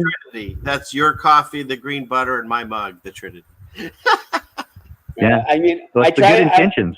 I try and drink it just black, but Karen makes me put tons of sugar in it. So Makes you. Yeah, I don't do tons of sugar, just a little bit, but the heavy cream really gives it that whoa. Yeah. So, all right, guys. Hey, listen, love all around, and to everybody in the chat. Thanks so much for supporting Mac and just being who you are. You guys are the best, and as Brian says, you guys are the fucking best, man. So, yeah, we can curse on this channel. It's cool. Everybody comes here to curse. I talk about it all the time. Everybody comes over here to curse. I love it. That's right. That's why I say fuck the fucking fuckers, right? Right. And you okay. make Hey, you listen, also take make care. good fucking CFM will coffee. talk to you soon, man. Good night, All Baldini. Good night. All right, he's gone. I'm going to close the phones for a little bit. We're not going anywhere. We're not going to a break. Nobody go anywhere. I know I promised you Christian Knapp. And, oh, man, Focker's in the chat right now. Awesome. What? He's in the chat right now. He said, hey, guys, unveiling this realm. I just got out of jail. This is just amazing that you guys had my back like this. I need to get some sleep, so I'll call you guys tomorrow. Thank you, everyone. Wow, Fantastic. that was fast. Well, that is fantastic news. Oh, yeah. We pray and he comes on the thing 5 minutes later. Nice. Wow. That is awesome. All right. Well, now that we got good news, before I switch gears, which I do have some very important stuff to get into as far as disinfo pieces and possible disinfo agents. But before I get into that, why don't we take another call or two on Mac since we just got the good news. So 978-435-0006. Give us a ring dong, Dutchie. That was the best, dude. He's in the chat. So great. We are the best, dude. I fucking told you guys this. Oh, this is the fucking best night. Hell yeah. Oh, that's fantastic, dude. It's for you. I was at the White House. I was talking to the president. Maybe that helped. But cheers, Mac. Cheers. My wife brought me with a screwdriver.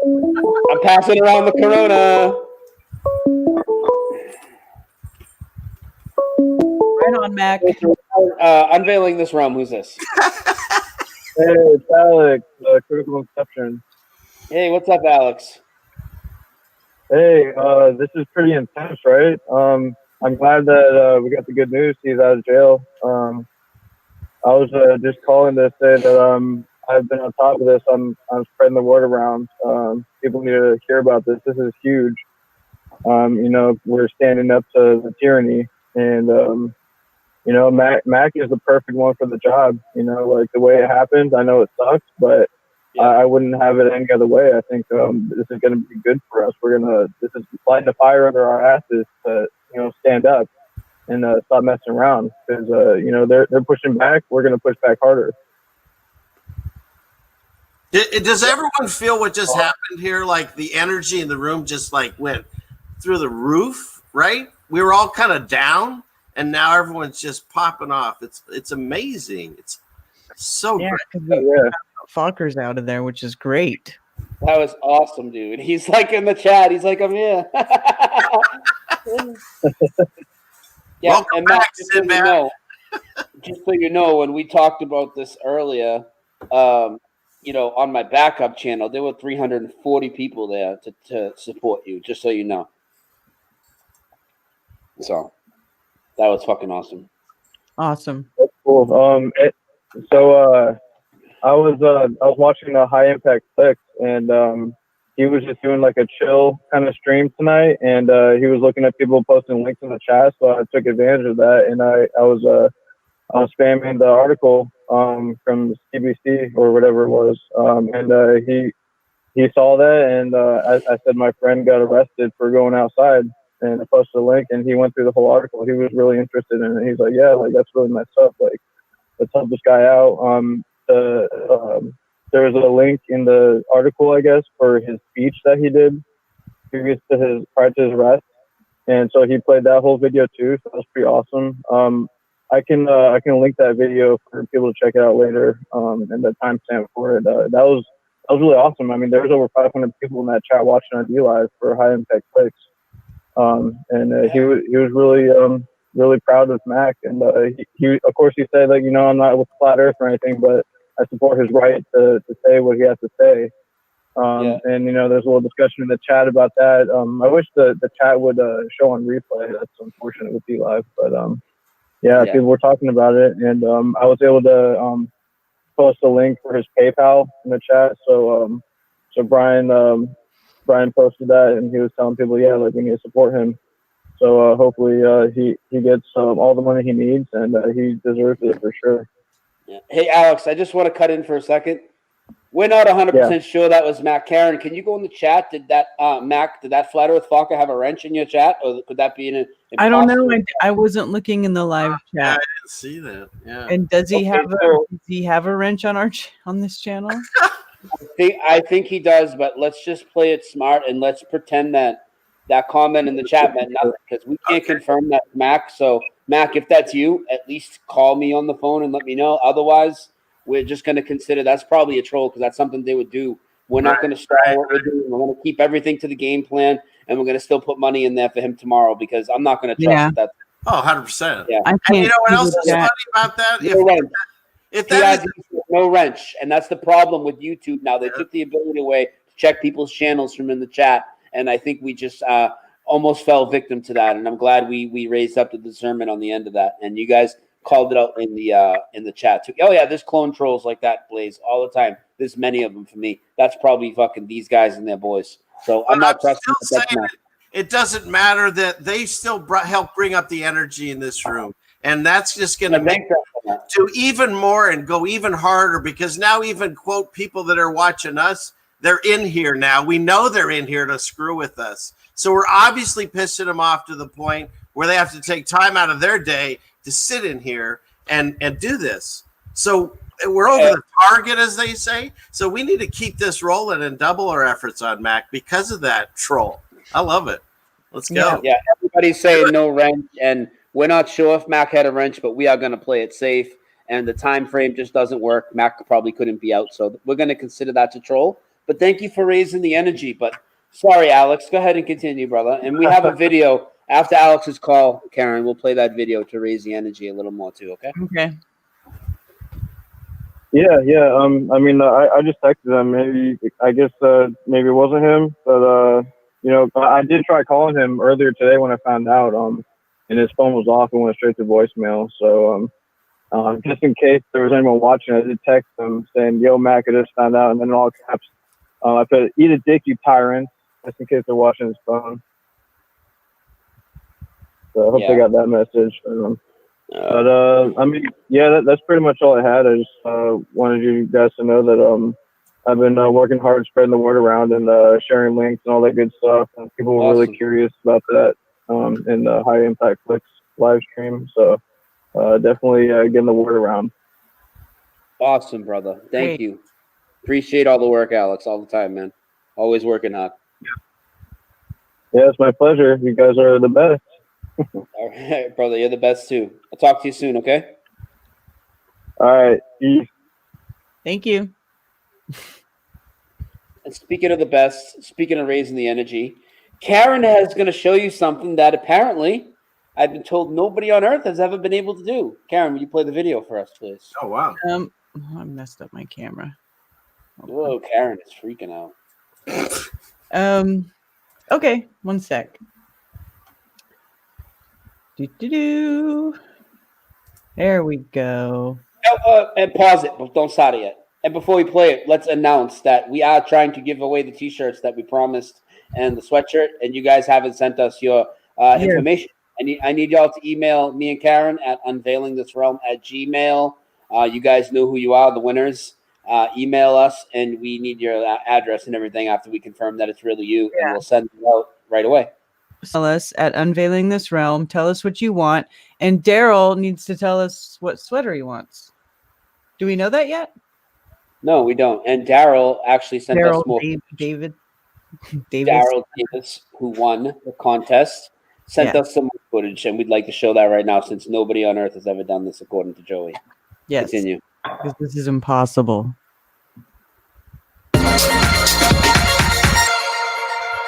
The Plandemic plane videos boarding with no mask. The bonus clip. Pushing my stuff through right now.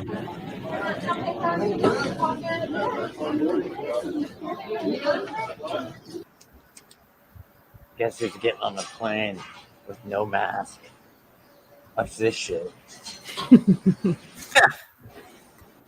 Thank you. Hello, welcome. Hello.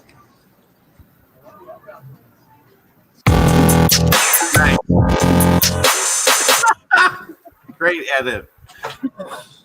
They said it can't be done. Sheeple. Post your shit, Stavely. You the man, bro. We are the best. Dude, he was watching the flyer, looking at the flyer. He was reading it. He got the shirt on. He's hooked up. Is he still reading the flyer? This is awesome. Awesome. I can't really tell, but he was definitely reading the flyer. It'd be cool if he ripped his shirt off and said, "Screw this." No mask for me. There you go. Love it. That was First person on earth ever, I guess. And I should know I'm out there flying around looking at it. So yeah, just me and Tesla. Well, I do want to switch gears a little bit. Like I said, we're just going to keep rolling. We're going to switch topics a little bit. We'll open up the phones again in a little while. Eventually, we will take a break, guys. But right now, we're just going to roll with it. So I put in the title stuff about HBO, Mandela Effect, Disinfo, other Disinfo, and I'm going to get into that right now. And this is very important. And Karen, you've seen Netflix Disinfo, for instance, with Flat Earth. So you know how the game goes. Yes. Sailing fan, are you familiar with that? Behind the curve and all that? Or that's before you Oh, no, I've caught up. I did my homework, my research, yes. Yeah. With the Mandela Effect, as you know, I know you two know, the amount of disinformation last year around this time was insane, leading right up to the Super Bowl, the fucking Plantis Peanut guy, the Criminal Minds, the Mandela Effect movie, on and on and on. Several months before that, the X-Files thing. Nothing was really as bad as the Criminal Minds, though, where they had us kidnapping children and chopping their fathers' heads off so we could return to our old timeline. Remember that? Oh, yeah. Good times. Good times. So the last show I did, I read an article. I'm going to go into a screen share real quick. 1 second. And I have to say, I hate his homework. Every time, it usually upsets me, disgusts me. Yeah, well, remember, I couldn't stream Criminal Minds. I would have got copyright, but I made you guys all watch it. Remember that? Oh, yeah, I remember. You know, that was one of their last episodes before they canceled their show, too, for good. They went out with a bang against the Mandela Effect. So I read an article on one of the most recent shows, maybe it was last week's show or a show in between, how there's this HBO series called How To with John Wilson that's coming out, and they're going to address the Mandela Effect. Now, first off, you guys can see my screen, right? Mm-hmm. Every time stuff like this comes up, I hear tons and tons of people in the community get all hyped up about it, like these people are going to portray us in a good light. You can stop that fucking pipe dream right now, because that's never going to happen. They're going to make a hit piece on us. But I think I know what's going to be coming, and it doesn't take a rocket scientist, quote unquote, to figure it out. So, do you remember, okay, like today, right, Karen? 340 people in the chat. We really came together for the community, right? Mm-hmm. Do you remember the last time we really came together for the community like that and we had almost 400 people on your channel? Do you remember what it was? Oh no, I don't remember. Well, it was the day after. It was the show we did after the fiasco of the International Mandela Effect Conference Part 2. Oh, I was going to say Owen Benjamin. No, it was this. Okay, you were probably thinking flat Earth. I was thinking, whatever, either or. But everybody was in our chat because of the fucking disaster. And, there was a first Mandela Effect. First, I'm going to read this, okay? In some ways, it's like a TV version of one of those cutesy gifs, blah, blah, blah, blah, blah, blah. Occasionally, the show veers into much odder, more unexpected territory, like when Wilson uses the How to Improve Your Memory episode to talk with people convinced that something called the Mandela Effect is proof of the multiverse theory. But even that explanation, scenes from a daily life that illuminate how totally weird daily life actually is, barely touches everything that How To with John Wilson accomplishes. So, and I read a few more detailed articles about it, but they are directly addressing the Mandela Effect. It's not like, oh, we think this is Mandela Effect-ish. Like, what was that movie, Ceiling Fan Man, that the guy had all the Beatles music? Oh, shoot. That was just a few years ago. Yeah, it wasn't a Mandela Effect movie, but people said it kind of was. Yeah, well, what he did is he woke up in a world where no one had ever heard of the Beatles. So he was just playing their songs from memory. Yesterday. And it was called Yesterday. That's it. Yep, Yesterday. Yeah. Yesterday. Yeah, and he went around and plagiarized the Beatles, basically, because basically a big Mandela Effect happened. He was the only one that knew it. It was really weird. But no, this is directly talking about Mandela Effect in the article. So this is supposed to be a series on HBO, and I'm wondering, what are they going to say in this article? So a long time ago, there was the first International Mandela Effect Conference, okay? And that was in Ketchum, Idaho. It was in person. It wasn't online. A lot of the same people that were there in the past year, some different people. I think Jerry headed that one up, and Chris Sinatra was there, and Cynthia. And, well, there was an HBO documentary, allegedly a documentary crew that got in and did some filming. And nobody knew whatever happened to that footage and what they were going to use it for, from what I understood. They're going to use that footage that they filmed inside the first International Mandela Effect Conference to chop up in whatever way they're going to use it and use it against us in this hit piece that is coming out Saturday night at 7:30 p.m. Eastern on HBO. And how do I know that that's what they're going to use? Well, because this article popped up. Television review, How To with John Wilson. Check this out. Search Mandela Effect. When you scroll down, and I'll zoom in, and you read the part about the Mandela Effect, okay? This interaction leads Wilson to spring break in Cancun, where he struggles to fit in with the partiers. He eventually finds solace in a fellow introvert who came to spring break to find love. As the series goes on, Wilson finds himself popping up in other unforeseen situations, such as a Mandela Effect conference and with a man naked from the waist down. They're going to fucking clown us. While many of these encounters are amusing because of how bizarre they are, each meeting eventually generates serious questions about the society. Mandela Effect Conference episode interrogates the ambiguous nature of memory and why we choose to remember what we do. A piece on scaffolding muses on how it can serve as a metaphor for things that, at first intended to be a temporary, grow to be a vital part of our lives. So they're going to use clips from the fucking Mandela Effect Conference, and from what I gather, okay, now I can't confirm this other part I'm going to say right here, but okay, we all saw what happened at the IMEC, the second one, right? Quantum businessman and his fucking NASA suit coming out. Do we need to go down that whole road again? From what I hear, he's the one that fucking let HBO in the door. Now, I can't prove that. That's just what I hear.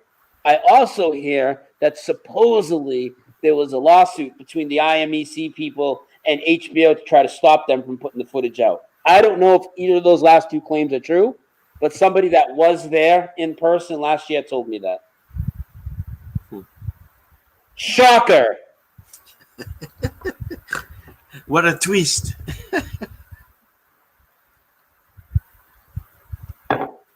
Fucking ridiculous, dude.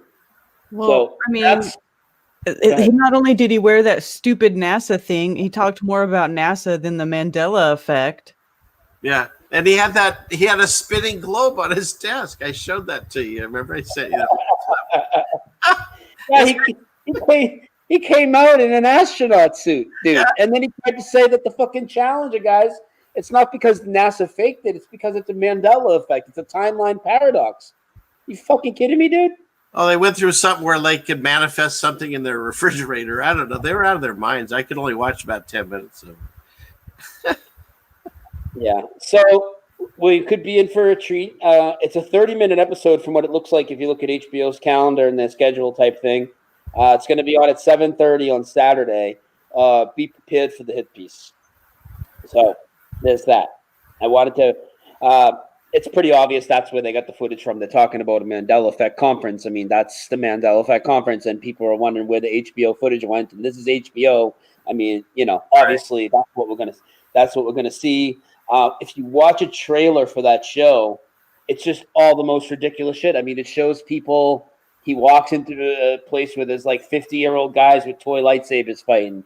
There's a guy like with steam coming off his head. There's another guy like in a diaper riding a bicycle. And then we're going to see the Mandela Effect conference. Well, you know, and I feel that they chose that Flat Earth conference because they could say this one was from, you know, a year ago or whatever, because they didn't obviously show up to the new one, the most awesome one that you just had, by the way, Karen, because no one was wearing masks and they didn't want to go over that whole thing. So I think they just avoided it completely. I don't know. Pure insanity.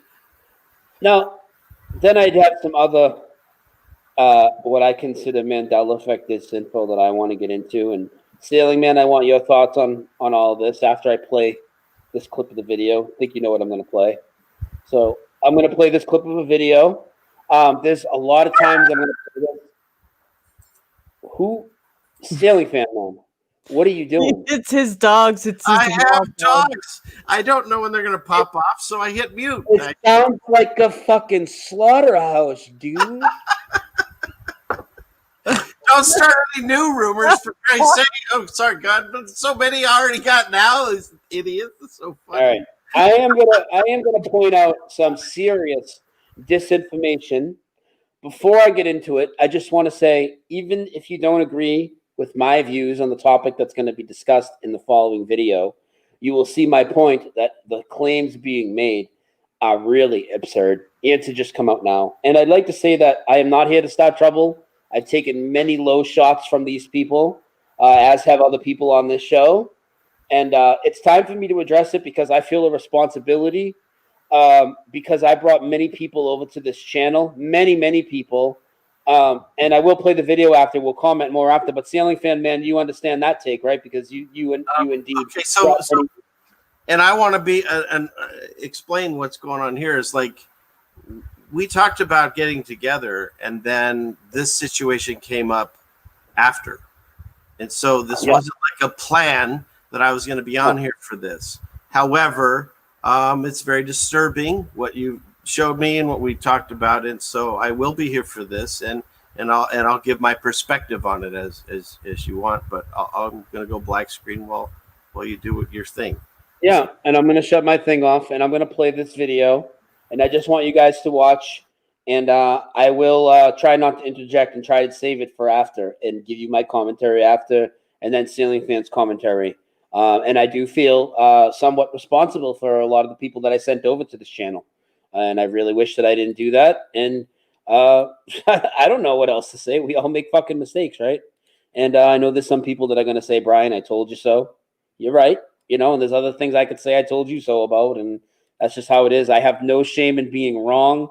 That's a big part of maturing in this truth game is you're wrong. You make mistakes. We've all trusted people that we shouldn't. I've made the mistake in 9/11. Definitely made the mistake here in Mandela Effect. So let's just play this clip from the Gypsy Road Show.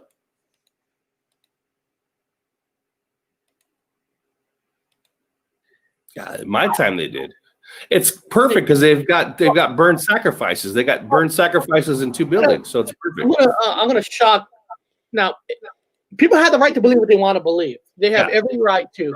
Maybe in this comic book they didn't. I don't know. Nothing's real, Eric. So we can't say anything's real. I don't know. Maybe nobody died in this because it's fake. I'm going to say it. It's the biggest crock of shit that I've ever heard. And I think when people are saying that people that haven't died, all they're trying to do is, I don't know, up their sub, up their likes, because it's so false. Because I want to show you guys this. Oh, fuck him. I know who you're talking about.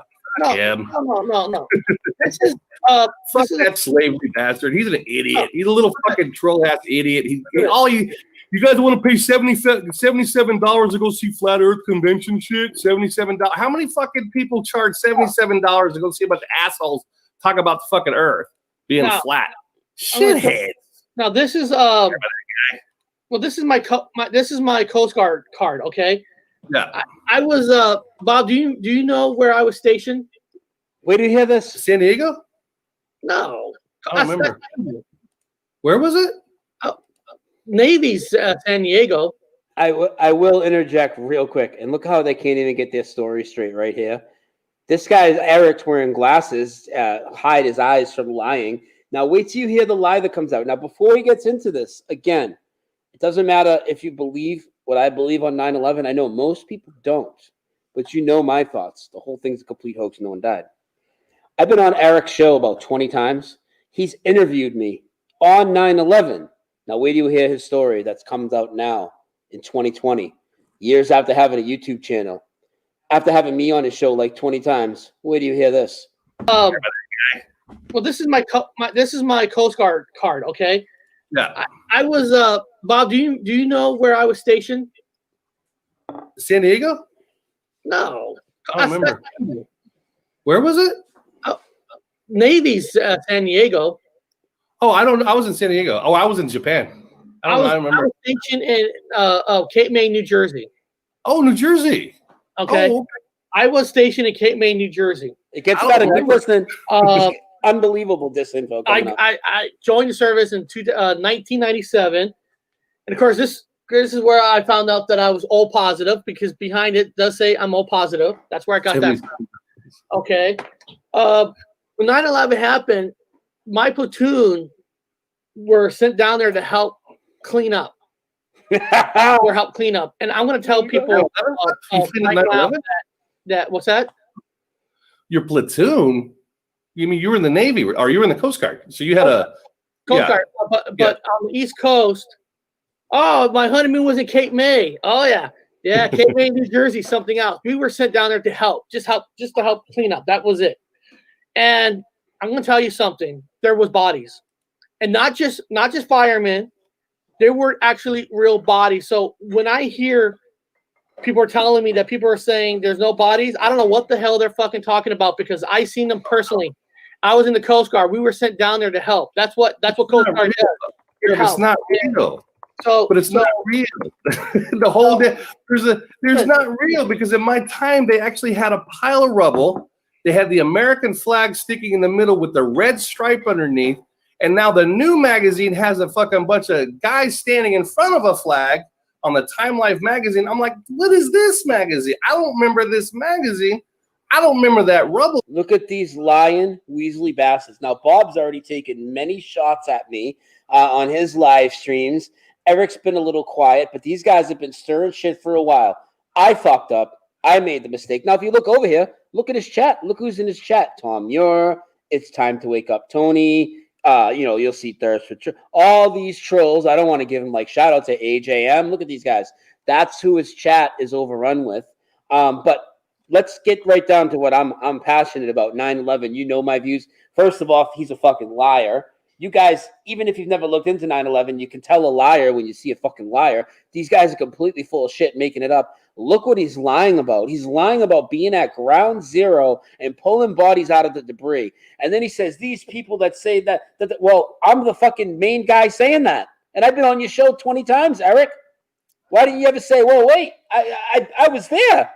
Because they're both liars. Just like Bob's lying about being in the UK. He's not in freaking UK. He's in a little van down by the freaking river. Unbelievable. Now, before I even get into when I stopped following them and the whole Sailing Fan Man fiasco, Sailing Fan Man, can you unmute? I got to talk to you. I'm here. Now, I've noticed, because I keep an eye on things, I get notifications. And I've noticed a lot of their shows have this either a theme to it or something where they'll try and make you think that the Mandela Effect is false memory. And I brought this up to you, and you brought up that they even have like a little jingle about mental illness or something like that, don't they? Right. Is it Mandela Effect or mental illness? Yeah. Look, here's the thing. This is really difficult for me because these two brothers, I consider really close friends at one point. We met up at one of those meetups where I met Baldini, actually. And we kept in contact quite a bit and talked privately and had some really wonderful conversations. And then, for whatever reason, they decided they wanted to put Tony on their show. And he let me know, and I told him it's his show. He can do what he wants, but there's no way I can sit there in good conscience and not bring up, why are you doing hit pieces on everyone? Because at that point, he'd already done a bunch on you and probably Karen, and then he started on me. And so it's like, he said, Can I interject one thing? Let me interject one thing to paint the picture for people. By this point, people like Karen and myself, at least I should speak for myself, I considered you basically a co-host of that show. And they brought this guy on that's been making hit pieces of everybody and actually let him scream over you and muted you and threw you backstage on your own show and laughed at you. Yeah, pretty much that's how it went. Yeah, Eric invited me on and then said he liked it and wanted me as a regular guest. Whether he can let Robert know, I don't know. It doesn't matter to me. But they invited me on anytime, and then we had a fun time. We had a really good, the three of us, a good connection. And I brought a lot of people to that show too, I believe. And so then when he decided to do the Tony thing, I was just like, well, I'm not going to sit here and just talk about 5G. It's still up. It's halfway through. You'll see if you want to see what I'm talking about, because I wouldn't let them sit and not discuss this situation.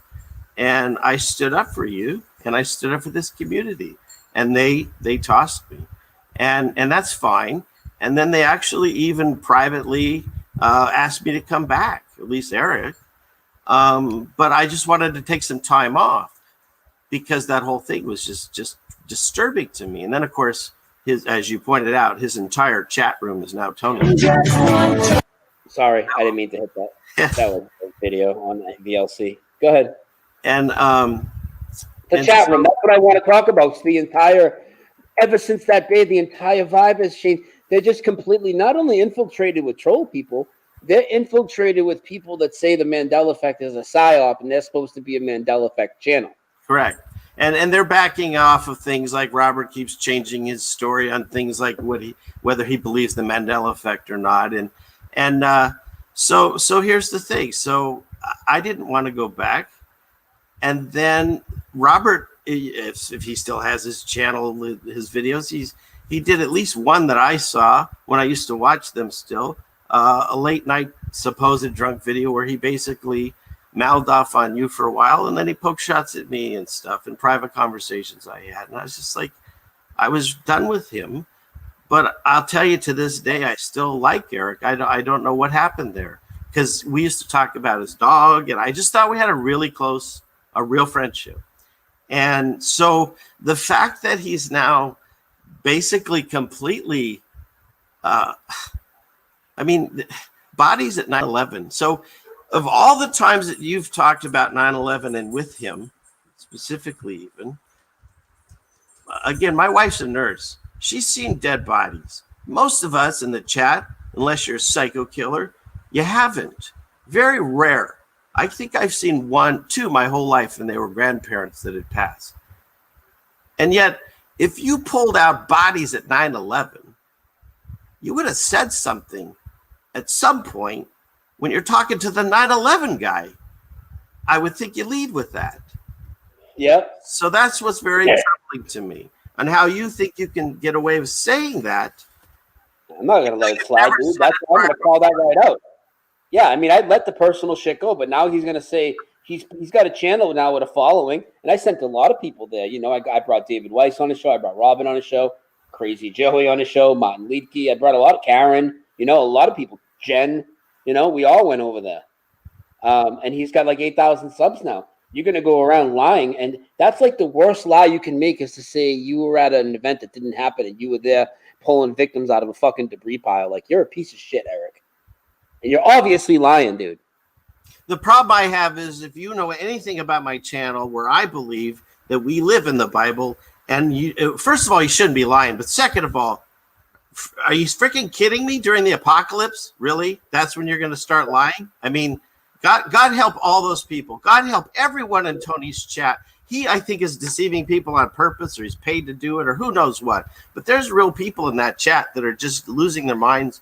I mean, when you're sitting in a chat room where the entire host show is screaming and yelling and cursing and wishing people dead and telling how you're going to rip people out of wheelchairs and cut their throats and stuff, and you're sitting in the chat room going, yeah, this is good entertainment.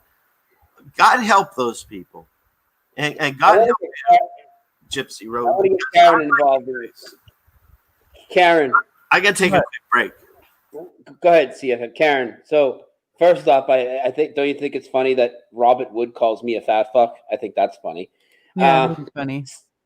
Second of all, what do you think about that fat fucking stupid motherfucker's comments about Flattoberfest? I mean, he's just a piece of shit. He doesn't know because he wasn't there, first of all. Second of all, the only people who complain about the price of the ticket to Flattoberfest are people who didn't go. All the people who went were really happy, and they thanked me, and they had a good time. So he wasn't there. So I'd have to care about his opinion for it to mean anything. He doesn't mean anything. Yeah, and again, guys, they've been taking shots at me for months. It all started, the first time they did it. We actually had them on Unveiling This Realm on this show as a guest, and on that show, Bob threw Eric under the bus for no reason. He was just like, "Yeah, when we go to the grocery store and he wears a mask and I don't," and I'm just like, "Okay." I didn't say nothing about it, and then he does a video how I called his brother a coward and this and that. He never specifically said anything about his brother. And in fact, I just found out he wore a mask from you. Fuck those dudes. And a lot of people warned me about that dude, And, I have to learn myself sometimes because I can't trust other people's discernment all the time. But fuck that dude. Who are they to talk shit? And who is that motherfucker to say he pulled bodies out of the debris pile? And did you hear him try to tell the story? They couldn't even get their story straight. It was the biggest joke, man. Are they really brothers? It's a fucking good question. They don't look like brothers, Vizzy. Fuck. Best $77 I ever spent, says Jen. And Jen's been on that show several times. Yeah. That's really sad. It really is. I mean, this isn't a joke. I'm not an actor, an entertainer. This is life. I never did YouTube till February of this year. Yeah, and guys, again, I'm not trying to start trouble. Took many shots. If it was from other channels, I don't go shot for shot. I let them keep saying shit. And if there's a reason I need to, like I needed to stop Joey because he's fucking saying I'm faking footage at the airports and all this. That's too much. Okay, he can have his Trump thing, you know, but he went too far. I called out IPS like a year ago because that guy went way too fucking far. Okay, I'm calling these guys out because he said he's pulling fucking bodies out of the debris pile on 9/11, and he's a complete fucking liar about it. Those people have no business in truth. And just like you, I brought a lot of people over there, I feel, because that show got really fun. I still am friends with some of the people from there, but this is it's so horrible because I can't believe Eric said it. I really don't. I would have expected it from Bob at this point, but Eric it just blew me away. Yeah. Well, Karen always knew Bob was full of shit, right, Karen? Yep. I always knew he was full of shit. I told Brian a long time ago that I didn't believe Bob was in the UK. Like right at the beginning, I told him I didn't believe All right, it. I don't think so either. I have not seen him walk outside. Sorry. I mean, I'm in the UK. Look, see, I'm in the UK. Ta-da. Right, there you go. You bloody muppet. Exactly. Whatever. Can we get a fuck you and a fuck Bob? Fuck you. Fuck Bob. I'll just say I hope that they change their ways. I'll do that. But I'm done with them because and people have already seen their numbers take a huge dive because of the dark vibe that's there. Who wants to be around Tony and the Tiger and his crew? I mean, give me a break, dude. These guys say the Mandela Effect's a psyop. It's their biggest trigger. That's what they're all about, and that's who runs their chat. Well, that doesn't sound like a Mandela Effect chat room to me. I mean, right when they started doing that, is it Mandela Effect or mental illness? I mean, you saw where the direction was heading. I just didn't think he'd do that 9/11 thing. I was just blown. Because how long has it been since I've been on that show? I've never talked crap about them. I just stayed away from it. And people ask me, and I just say, I'm going a different way. But no, I'm not going to go straight up and lie and then it's upsetting. Yeah. Well, I want to switch gears now. We're done with that. People see them for what they are. Okay. I really needed to call that out. I don't want to hop on it. So we got more phone calls we can do, but is there anything now? You guys, three of us all know it's all fake. We pay no attention to it. Is there anything you want to address about the madness going on with the normies and all the fake stuff that they're going through? Anything you want to say? I don't really have much. I just figured you guys might have a cool story or, About what now? Just about the normies right now in their week of madness with the election. I'll tell you a cool story. Maybe you guys can add something. Cool story for me. Every morning this week I've been waking up and I've been going to every post I see as I go down Facebook, which is most of them. Every one that's a political post, unless it's somebody saying that it's all fake, I just unfollow the person. Now, some people are getting mad at me. Oh, you can't just get a blah, blah, blah, block people. I didn't block them. They can still see my posts. They can even message me. But I don't need to see political posts in my news feed because that is not reality. I don't want it even in my digital reality. I don't want to see it. I've taken off a couple hundred people this week. So that's my story about the election week. You guys have anything? I haven't watched any of it. We have one relative that texts my wife what's happening, but I actually, it's interesting. For one of the videos, I had to look for some news clip, and I'm not kidding. Putting my headphones on and watching it wasn't even a full 2 minutes. I was feeling ill from just watching a news clip, but I had to take them off. So it's like, watch that Lester Holt guy, that music in the background, the Lester Holt guy with the fucking forehead up here. It's like, it's crazy in the background. I got to pee. You guys talk it out, and then we'll come open the phones. He's so subtle. He's so subtle. No, but seriously, like just a couple of minutes of that. So it's like we haven't watched any of the nonsense going on with the political thing. I mean, we've been calling it out here in Seattle. We have this football team that they're known for winning a game in the fourth quarter, and it's usually coming down to the very last pass by Russell Wilson. And it's so funny now when you realize it's all scripted. Like we call a game before it starts, and usually we're right, almost dead on. And so we thought this whole stuff going on with Trump's going to win, Biden's going to win. We knew it was going to come down to the wire like everyone else. But we even said it's probably going to be one ridiculous state no one thinks about, and here we are. It basically looks like maybe Trump wins everything but Nevada, and then whoever Nevada votes for, that's the president. And then I watched a thing today where Trump's upset because they prove all this voter fraud in Nevada, and then now the Dems are showing all the voter fraud and some others. So this stupid soap opera is going to drag on at least through the end of the year, probably, I would think. I don't know, but how ridiculous is this? It's down to Nevada. They were putting the fucking videos out again where they were showing like they're fake videos. They were showing people that work for the post office allegedly like just dumping mail in the trash, Like, so here's the thing, you guys can understand. It doesn't matter. We're screwed either way, because if Biden wins, of course, he dies, and then it becomes Harris, and that's like a freight train to the New World Order. And then if Trump wins, they're talking about he might have the Senate, the House, and of course, we know he's stacked the Supreme Court and the presidency. I mean, that's a scary guy. He has more power than anyone in the history of the world. So, he could go like this. It reminds me of that ending movie of the Avengers when they put in the stones. He's got like, okay, I got the House, I got the presidency, I got, and then, he goes like this. So either way, it doesn't matter. We just need to do our own thing. Yeah, exactly. And it's not like Trump has never changed his mind before. I mean, the guy was Democrat, then he was Republican, then he was Democrat again, and then he was Republican. And so, come on, just give me a break with that shit. Quit putting your faith in these people, because they don't give a shit about us. And Brian, about us. You'll like this. My last video, I got a copyright block in certain countries. And you know why? Because I put the 2-minute clip. There's a clip. President Trump was a wrestler. He was a WWE wrestler, and he does. I know. Yeah, they blocked it in certain countries because of that clip. Yeah, I watched it live. Well, it is wrestling. Wrestling's actually more real. Karen, can you put the phone number on the screen, please? You guys can call in 978-435-0006. How is the Millennium Falcon doing today? It's doing good. Yeah, the Wookiees are having a party in the other area, but multiple Wookiees. Multiple Wookiees with the two E's, right? Right. And one of them, he's upset because he thought he got a medal at the end of a movie, and it turned out he didn't. He was really pissed about that. I know, that poor bastard.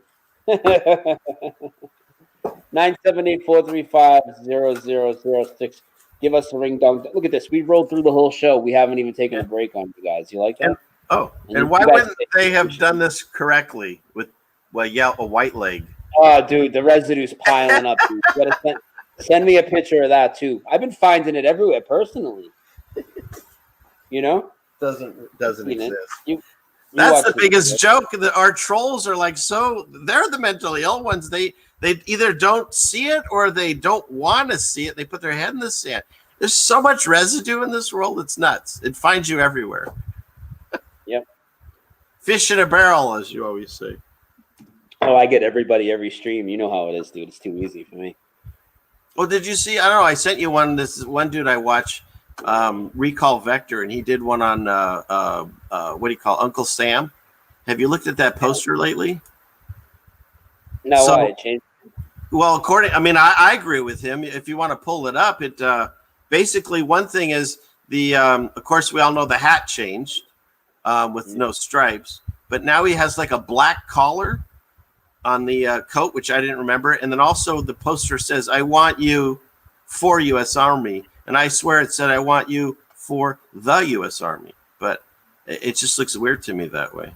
So. Yeah, I'm not sure. I think me and Recall Vector are on different timelines or something. I'm usually so yeah. Well, I also didn't know about that building that you said, or the hotel at 9/11. I didn't know anything about that. So yeah, I knew all about that. Yeah. Well, you did this 10 years. I just started, so. Fucking amateur hour. Let's get a call. 978-435-0006. Give us a ring dong dutchie. Up there. We got give us a ring dong dutchie.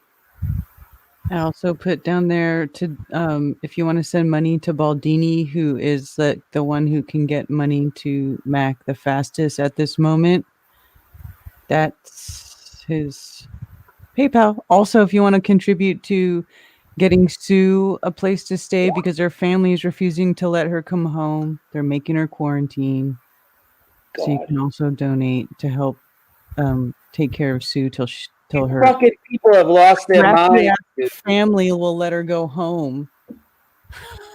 Sorry, Sue. I love you. Everybody out there that wants to doubt me fucking last year when I said these people all took a major fucking update. I'm looking pretty fucking good right now. That's all I'm saying. Because these people are fucking insane. And we watch them take multiple updates all the time now. It's worse than ever. Because it has nothing to do with the Mandela effect, right? Because there is, this is going to sound stupid, right? But there is no Mandela effect in the sense of like what people think it is. Mandela effect's the nature of our reality, right? So it's always happening, which means it's not just the things that we think are Mandela effects. Like these people are taking consciousness updates. It's the same thing, They basically have a Mandela effect updates in the middle of conversations. Well, it's just like we talk about flat Earth. Just because you don't believe it doesn't change the fact that you actually live on it. You know what I mean? Just because you don't want to look at the Mandela effect doesn't mean it's not happening around you. And on my end, just because you haven't read the Bible doesn't mean we are actually not living it. So that's the way I see it. There you go. Anybody going to call in? 978-435-0006. We got 230 people here. A phone call would be nice. Yeah, man, it's crazy. The whole Corona thing is crazy. Like I said, and me and Steffi in the stores we've been in, we've watched them take updates multiple, and we would talk about it. We'd be like, "Did you see that?" Like just in the middle of a conversation. The same thing as a Mandela update, where they accept you for no mask and blah blah blah, and then all of a sudden they just flip the script on you, man. We're really seeing real like NPCs. You can be near someone and you look at them weird, or you say the wrong thing, and then they'll flip on you. You're gonna answer the phone, Sailing Fan Man. Ready? 1, 2, 3, go. Unveiling this realm. You're on with Brian and Karen. How can we help you? What is this? What's fucking up, guys? Burger King, dude? QTV calling in. QTV, that was fucking Sailing Fan Man with the worst entrance. He didn't intro himself, and he made it sound like you just rolled up to a Burger King fucking. What did you want me to say? I'm sorry. I'll do it like Brian. Yo, dose of reality. I mean, we're unveiling this realm. The Sailing Fan Man, you make a great guest on the show. You liven it up totally, so I appreciate it. Hey, talking about the Mandela Effect, how can someone or these guys, right, know so much about the Mandela Effect and then deny it? You know what I'm saying? And then the whole 9/11 thing really kind of threw me off as well. So you actually, Brian, you kind of directed me to their channel. So I've been watching for a while. So yeah, it's good to know just to change. And how do people change like that? It's just so drastic. Like, how do you change in truth? You know what I'm saying? And just kind of like walk away from it, and lie. It's a fair question to ask if they're paid. And I'm not accusing anybody of being paid, and I don't have any proof of that. But I said at this point, it's a fair question, and I've seen people have questioned that, and I can't say that's not a fair question. I mean, you just came out and said you fucking pulled bodies out of the debris pile at 9/11, dude.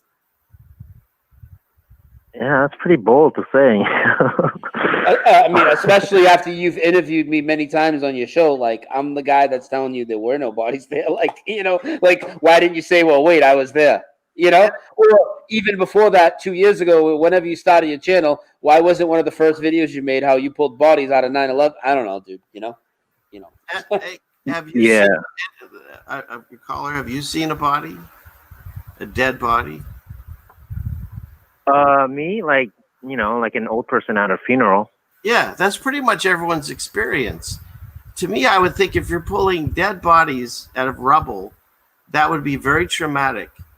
And if I'm talking to a guy multiple times about 9/11, I would have said that. And that's where I have the problem.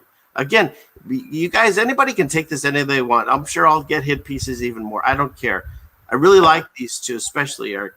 And this really is troubling me because it doesn't make sense. You would have said something. You would have at some point. No, I've been kind of like kind of paying attention to lately with certain truthers kind of like changing their message. How does that work? Because it's a pattern that I've noticed. Yeah. And is it a consciousness thing? Is it because there are certain truthers that do change their message or give the wrong message. So I've had at least 2 experiences with really close people that I no longer believe in their channels. So I can't even answer you that question. I keep thinking that I have discernment and I'm choosing people well, and I don't. And you know what? I'll guarantee you I'm going to make the mistake again, but I'm not going to stop being me. But I don't know why they do it.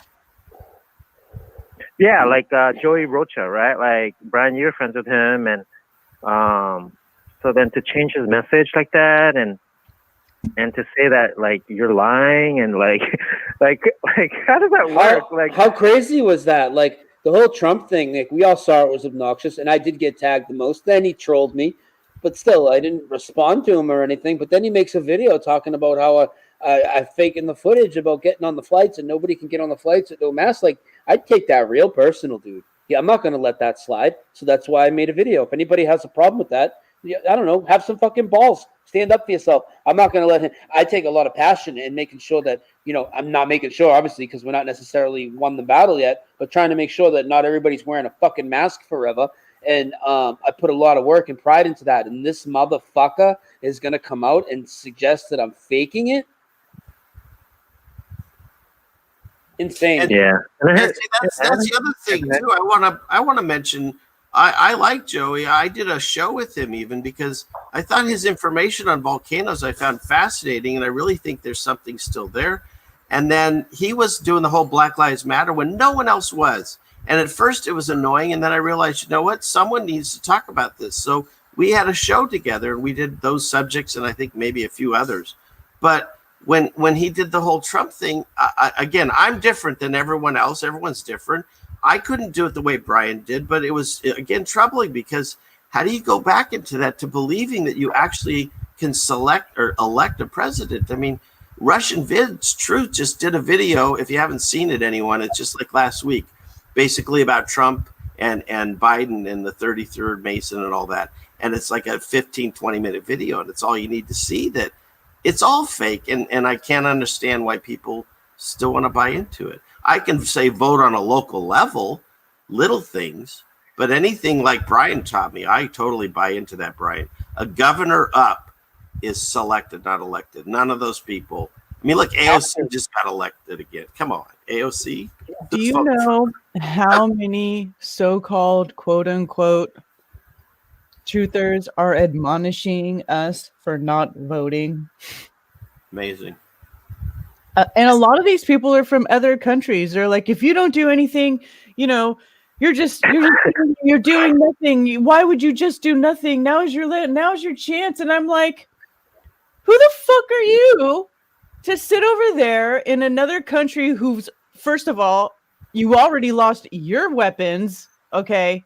We still have our weapons. You don't have weapons. That was your first mistake over there. Y'all gave up your weapons. Okay? We still have ours. So this shit is not going to fly on a mass scale over here right now. Okay? People, that's what people don't get. This is why they're trying to do it. I mean, usually they were trying to do it seems slower, right? To try to, because you can't just overnight put communism on the American people that are going to revolt against you. Okay, so they have to trick people. They made up this lie. They made up this COVID lie to cover up the economic collapse. Okay, and the collapse of the fiat petrodollar, which was inevitable. It's inevitable the way that they run this, the debt slave system, the fractional reserve banking, with the interest rate there's no way that it can sustain itself. Okay, with their inflation, their quantitative easing that they do, printing billions and trillions of dollars and just pumping that shit into the economy. What did y'all think was going to happen? I mean, this stuff was inevitable. Doesn't matter who's going to be president. This is just, they're just going to play it however they can use it against us to control us. Yeah. It's such a joke. The whole election thing, such a joke. And it wastes like 11/11 energy. Sorry. Well, also look what they're doing. It's like a giant spell. They've had people just like 9/11. First, they had them focused around their televised vision for. Thank you, Jen, for that. For their Kernani information, and now it's election for days. I guarantee you, people have. I know 2 people at least in my life that have mentioned to me that they really haven't slept in 2 days. So they're going to drag this thing out and just suck out all that negative energy and make people afraid. And I mean, look at what gold did, and the stock market's going. Who knows? You know, they just keep it all in a state of flux to make everyone afraid. You know, that's exactly what they're doing. Yeah, everyone's on edge, and everyone's already on edge. Now they gotta be more on edge, right? And it's postponed on edge because there's no like end yet. When is it gonna end? Yeah, whatever happened to flatten the curve in 2 weeks? They don't even have a date anymore. No. This is something that Steffi pointed out so much during the summer is like they've stopped giving us a date when it's going to be over. Like it's just going to keep going. Yeah. You can point out the ridiculousness to normies and they just don't even care. They still wear the mask. You know, like you walk into a restaurant, you're supposed to wear it. You sit down, you can take it off. Now the Nazi in California is saying, okay, when you're sitting down while you're eating, so pull it down, take a bite, and then close it while you're chewing. And I mean, it's just like a nonsense. And then you get up to walk to the bathroom and you got to put it back. It makes no sense. None of it makes any sense. And why put masks on healthy people and not the sick people? Take the sick people, put them, away, and put masks on them until they're better. Well, because you need a mask to be a reminder that there's a pandemic, and there's not enough actual sick people to mask up to remind the other people that there's a pandemic because it doesn't exist. Go to anywhere that's not a city. Look around. You won't even realize there's a pandemic because there's just trees and plants and. Right. I live in Karen Land. There's no pandemic here. Karen Land. I think a lot of people don't believe it, that there is really a pandemic. I mean, they put their mask on based on compliance, but do they? I mean, when I talk to people, they don't really seem scared anymore. You know what I'm saying? Like when I talk to them, they just kind of seem like they just need to put the mask on just to do shit. And then there's some of them that love it. It's proven. It's a proven CIA. You can look up all these things, CIA, KGB, whatever. First, you beat them all down like they've done, and put everyone afraid and submission and masks, and then they'll do whatever you say at that point. Mm-hmm. Even no new information will change their minds. I mean, it is spell casting. So all we can do is stand up. Well, like Mac did. You know, not everyone has to go as voiceful as he is, but that's his path, and I salute him for that. But that's what it is. We just need to be us. And whatever's going to happen around us, just be confident. My strength comes from God, but just be confident. You're in the right. They say we're crazy, but we're the only ones that actually see the world the way it is. So if you know that, then just stay confident in that. Yeah. Yeah, exactly. It's hard sometimes, though, man. I know. It sucks. You got to understand, when you see my channel, everything I do is laughy, happy, because I got to do that. You want to see me go on here and get all emotional, like kind of like I did tonight and stuff? Who wants that? You got that at home. So I look at everything and I try to put a different spin on it. What's the positive I can take from this? So you get a troll in here that pretended to be Mac and we all got excited. So what do we do with that? Oh, that sucks. Ruined my day. Fuck that troll. Or we say, hey, look at all the positive energy that he created, even though it wasn't true. Let's keep that rolling. And let's double our efforts on Mac and all these other people in the chat. We're here for each other, damn it. That's why we're here. Absolutely. 100%. Hey, before I go, hey, Brian, I've been hanging out in Huntington, and I see that doctor guy all the time. Not all the time, but I'll see him, right? The thoracic surgeon? Bro. Yeah. Bro, he had a Team Fauci shirt one day. Writing about Team Fauci. You got to get a picture of him, dude. You got to get a picture of him first, right away, and then you got to go talk to him, man. You got to talk to him for like round 2, like. Dude, yeah, fucking, maybe I can videotape my conversation with him and post it. Send it to you. Yeah, go up to him, be like, "How's your father doing?" He'll probably be like, "Oh, my dad's fine." Blah blah blah blah blah. Not realizing that he told me his father died. Yeah, for sure. That's fucking hilarious. But last thing I want to say, guys, great job with Fattoberfest. Watching those videos was really like cool. Brian, I'm glad you were able to do those interviews and just get everyone on screen. It was really nice to see everybody. Oh, thank you. Karen, that was Karen, nothing. great job. Karen put in amazing work with that fucking event. It was unbelievable. Went off without a hitch, dude. Yeah, and it just shows like your consciousness, right? Like your intent. Like it just comes from you or God or source. But if you put it into action, that consciousness that comes from somewhere, and you put it into like action in this real life, like good things happen. It brings people together. It brings up positive vibes. It makes a big difference. So the fact that Karen was able to initiate that, I mean, that blessed so many people, right? I'm sure so many people. And Brian, you continue with your videos. Welcome you back don't to the stop with your channel. videos.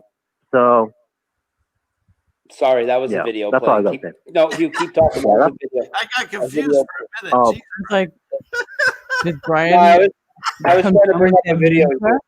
Oh shit! Sorry. Amateur hour. But yeah, it just shows that our consciousness, and the intent behind it makes a big difference in this world. Yes, absolutely. Oh, it's huge. The power of that is huge. Yeah. So, all right, guys. All right, brother. Thank you so much for the call.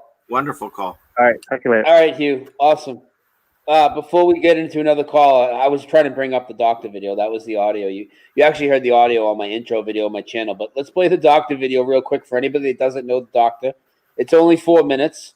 Me and Steffi went to Huntington Beach because we heard there was a restaurant there the entire time that has been serving no masks in there at all, even the servers and the people that work there and everything. No social distance, none of it. They've ignored it. They've been fine. I've done videos on it. But while we were down there, Huntington Beach, we were interviewing everybody on the street, and we ran into this guy. And I'll go into a screen share. This is classic stuff here.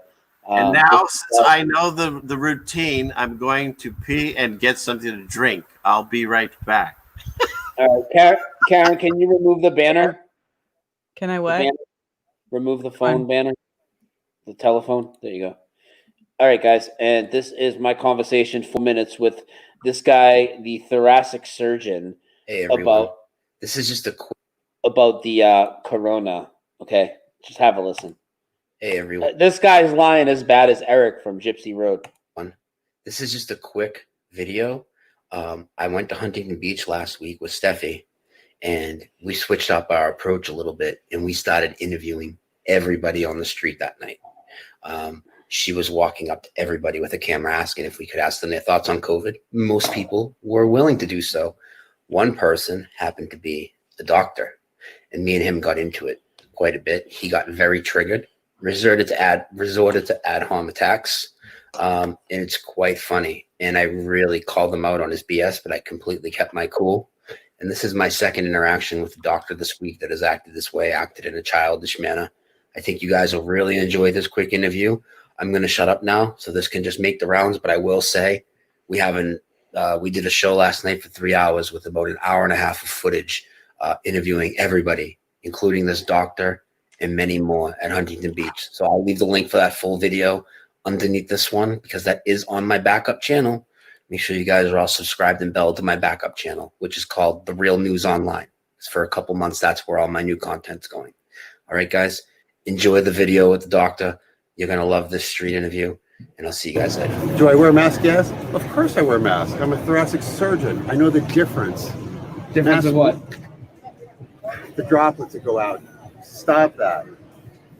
So what do you think about some stores that were allowed to remain open and stuff like the big businesses like Walmart and stuff, and all the small businesses shut down, and they tell you it's passed with droplets, but then they put restrictions in, like, we're gonna make the business hours shorter, we're gonna close more entrances to the store and bottleneck you through the same entrances.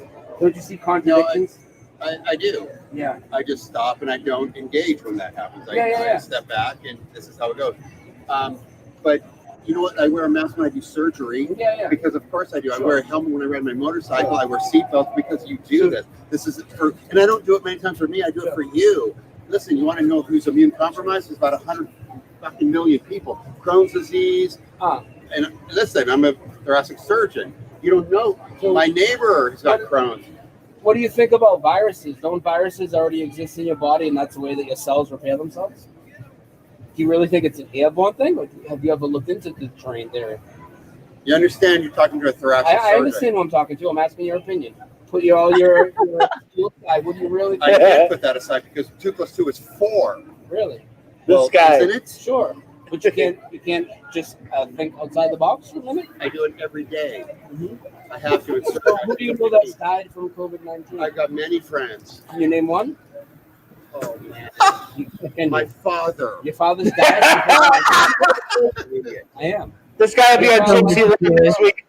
86. Yeah, and so he didn't have any pre-existing conditions? Why wouldn't you have led with that, the father? Exactly. Nothing.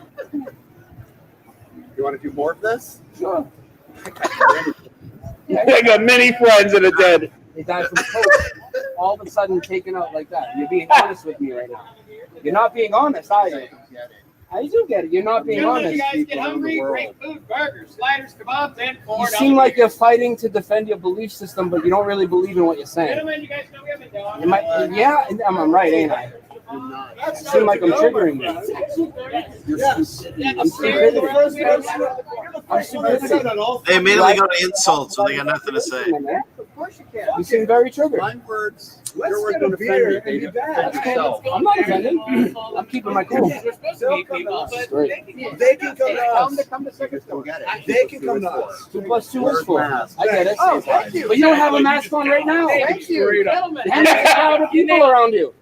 You seem to be a hypocrite. Spiritual gangster.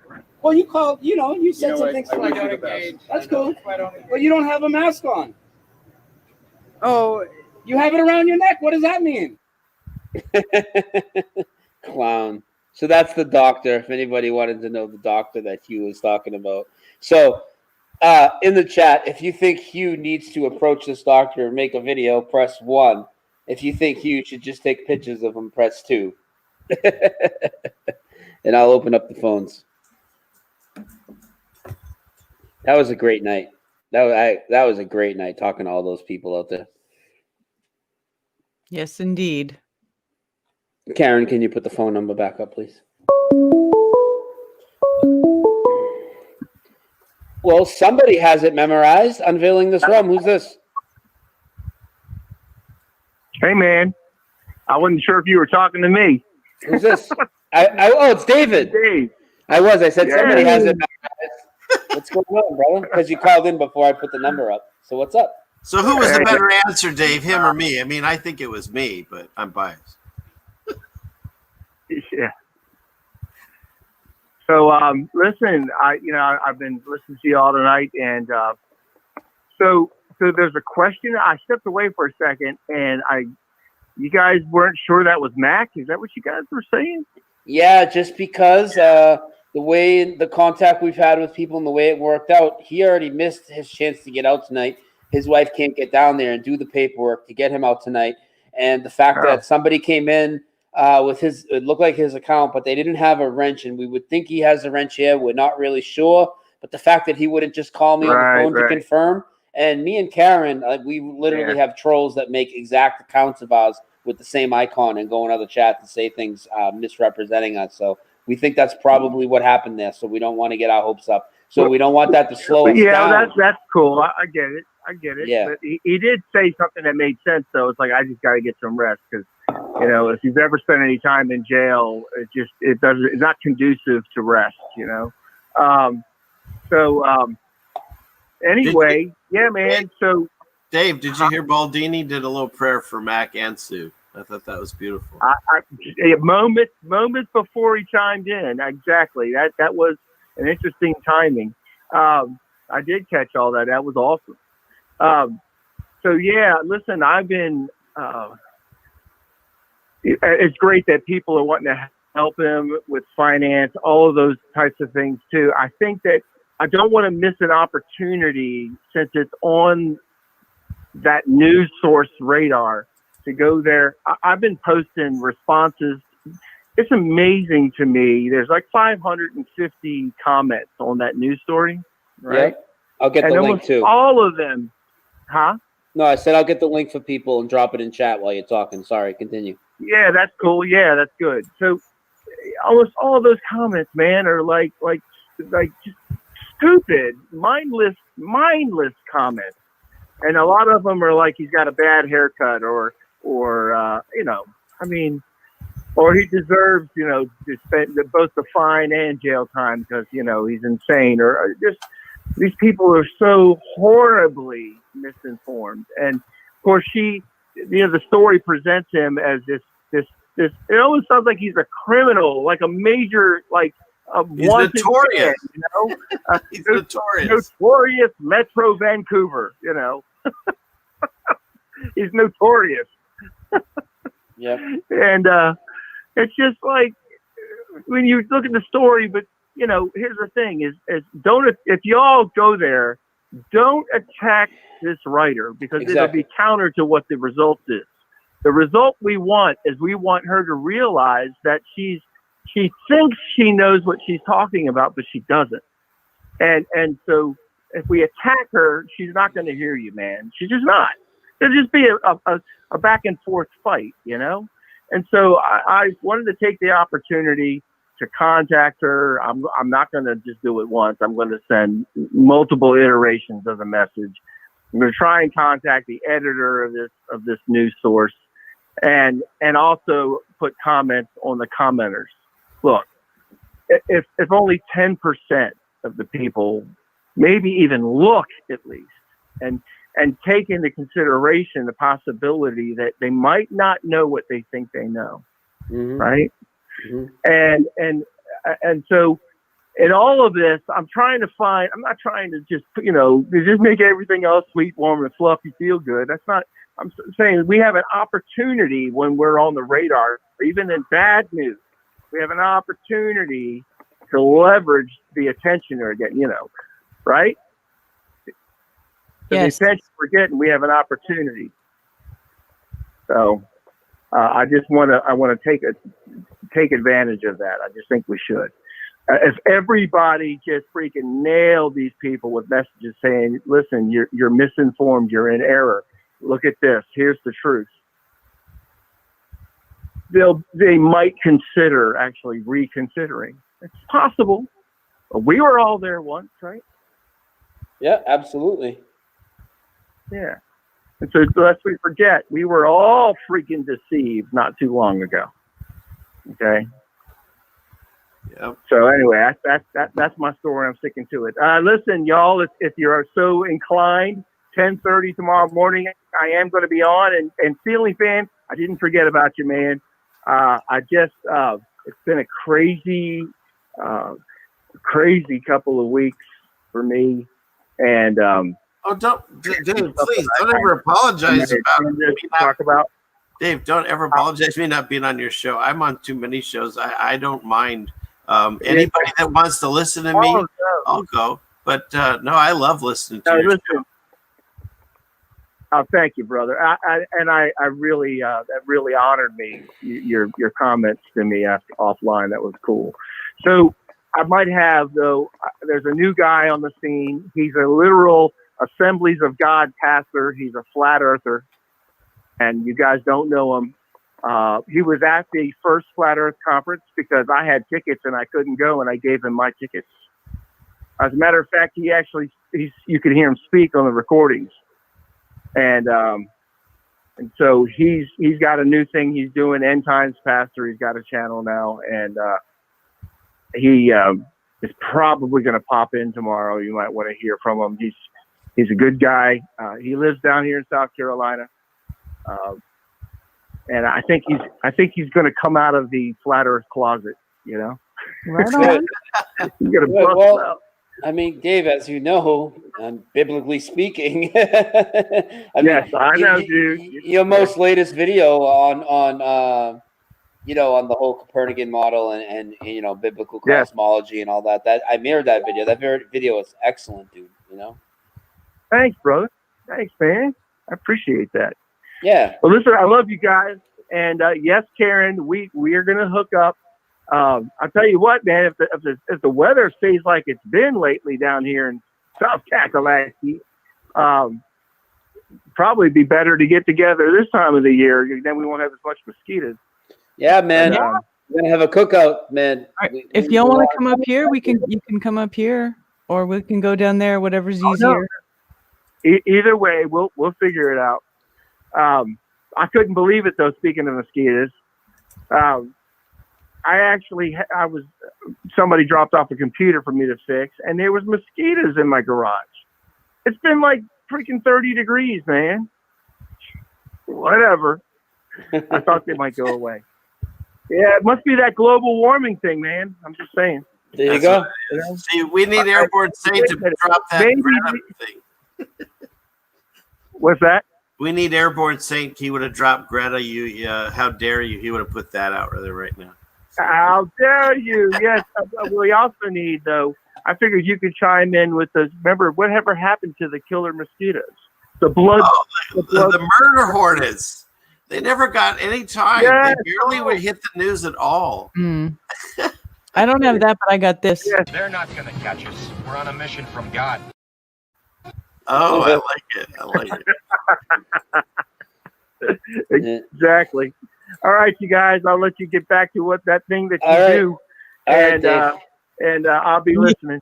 I'm watching you, man. Hey, well, perfect. We're gonna roll right from you into our special live musical performance with Christian Knapp, who just came out of retirement tonight for the community. So, Boy, this fits perfect too, doesn't it? With the I'll talk to you soon, brother.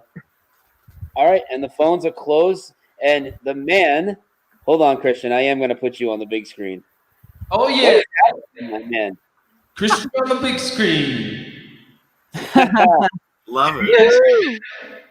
You're one of the first people I actually did a show with, Christian. We've never done one since. Maybe I said something wrong. Dude, we smelled a little funny. That must have been it. Yeah. Dude, I gotta pee. So give me a minute before you start your song. But you guys chat it up while I go to the bathroom, and then we'll get it going. What you guys been up to? How you been? I've been doing pretty good. You know, hanging out, pandemic style. Right. I've been in pandemic style. Pandemic. Inspired to work on my own, self-sufficiency, and so I got a lot of indoor growing going on, like behind me and stuff. Right on. Excellent. I've been building an island out of recyclable bottles, and it's something I promised my kids that I would have like an island for them at some point in my life. So I've been working with a design that's easily repeatable and everything, so I can just quickly put on new segments of the island and snap them together.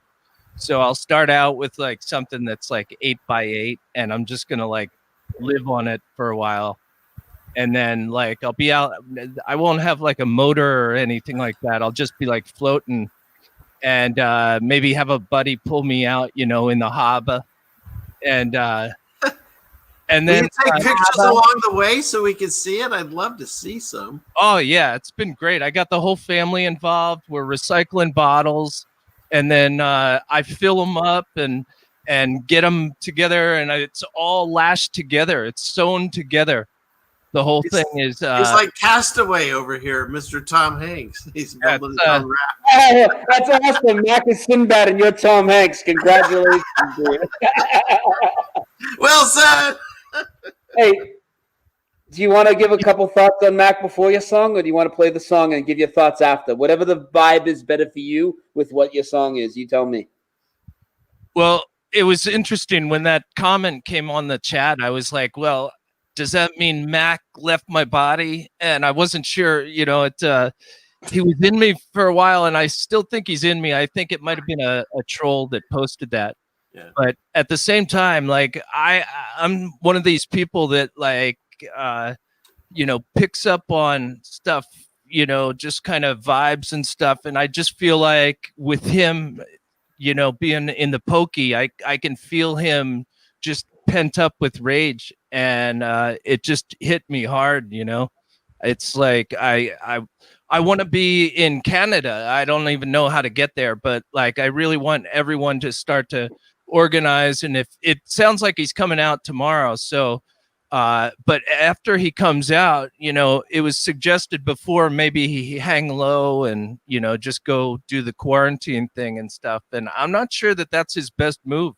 Like maybe hit back hard, especially if he is the first case, you know, in Canada to test this act that they've got.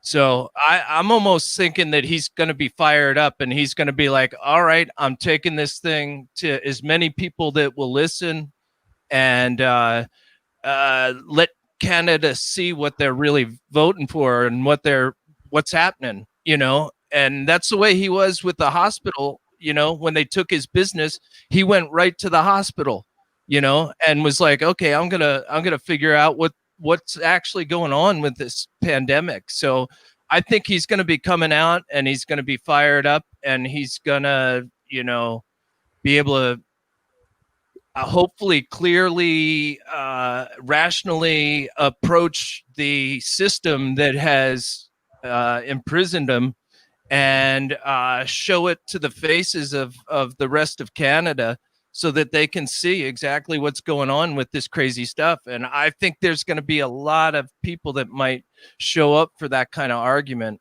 And as long as he just does it, you know, coolly and in a rational way and stuff like that, doesn't let things get under his skin and stuff, I think he has the ability to be like the poster child for this whole thing, you know, especially when they took his business. He's got a story to tell that's like unlike anyone else. There's no one else that can say they've done anything like Mac. And, you know, we need guys like that. And those guys seem to not really let stuff phase. Like, I honestly think he's going to be 10 times more energized when he comes out than when he went in. And we need to stand behind him and just keep pushing him. You know, I think that's kind of why I wanted to turn that energy when the troll came in here and gave us false hope. But no, he didn't, because it showed the excitement and the energy that we can project when we want to and when we need to. And those are two things we need right now. We need to, and we want to, and we need to just keep going and push even harder. 100%. Yeah, exactly. Right. We'll take care of our people. Yeah, like I was saying, he's the tip of the spear, and we are the spear behind him, you know. And so he goes in hard, spends some time, has some time to craft a defense and a strategy and stuff like that. And I know he's going to come on out and not want to hang low. I think he's going to be like, okay, I had some time to think about this, you know. It's amazing that he didn't have the opportunity to live stream anything. So I wonder if they busted it in his door or something. You know what I'm saying? Like normally he'd have his phone and he'd quickly be like, okay, the cops are at my door. I've seen him do this, you know? Yeah. And I think he'd, you know, have the ability to film something, but they immediately, you know, block that or they subdued him or something like that. So I'm not sure if he put up any kind of struggle or not, but I think he's gonna be fired up. Yeah. I'm gonna cut in because we're gonna talk about this more, but we do want you to play a song because we've been waiting so long for a song. But before you play the song, I don't want to forget. I'll ask you after. I want your take on this guy saying he pulled bodies out of the debris pile all of a sudden. Oh, yeah. All right. Can you guys hear my drums and stuff? Yeah. And can I just say for people that are listening, like when I had to build my chicken coop this year, I only played 2 songs like a mental patient. They were both yours because I didn't know all the other true songs yet. And it was that fucking flat and the it's not a globe. And so thanks for that. Help build my chicken coop. Ooh, it's fucking flat. Exactly. That was the song I was gonna play, but I'll let you guys sing it. You know, Ceiling Fan, you know the words, don't you? Well, I definitely know that part. I'll sing it with Karen. We'll come in on the chorus. Yeah, we want you to perform for us right now. I'm just gotta give props to Ceiling Fan Man, my number 1 fan. He runs the whole Christian Knapp fan club that I got going on. He's got more time listening to my music than anyone else on the planet. So I love you, bro. What planet? Yeah. This is for him.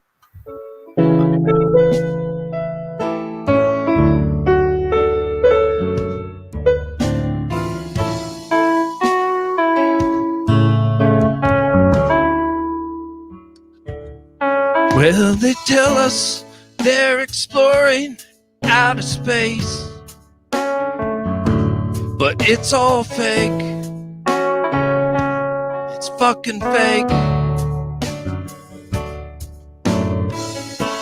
$60 million every day is what we pay. They fucking take.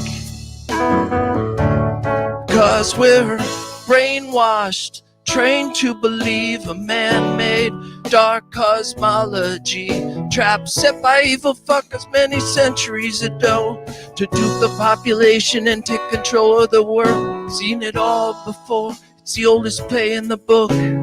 Fishing for souls by baiting the devil's hook. Wizards and warlocks practicing evil and magic, cooked up a plan and they called the plan science. Sprinkled all that bullshit with some formulas and math, made themselves look brilliant cause only they'd understand. Gained the faith of the masses as they pushed theories and lies, trying to make us slaves and feel godless inside. Godless inside. So they try, make us godless inside. And we all roll over and say, go ahead, master. Have your fucking way. Yeah. Why can't we see so much farther than they say? 50 miles plus across the ocean on a clear blue day. And why would they say that's just a mirage you're looking at? Yeah, right. That's not science. That's just a load of bogus math. Use your eyes and a zoom lens. Spot an object far across the sea. That's all it takes to prove there's no bend to be seen. Look for any curve, and it just leads you to the fact. We got hills and valleys, but the rest is yeah.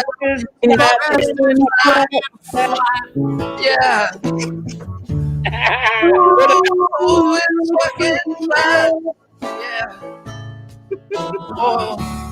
Ooh, it's fucking flat. Ooh, it's fuck flat.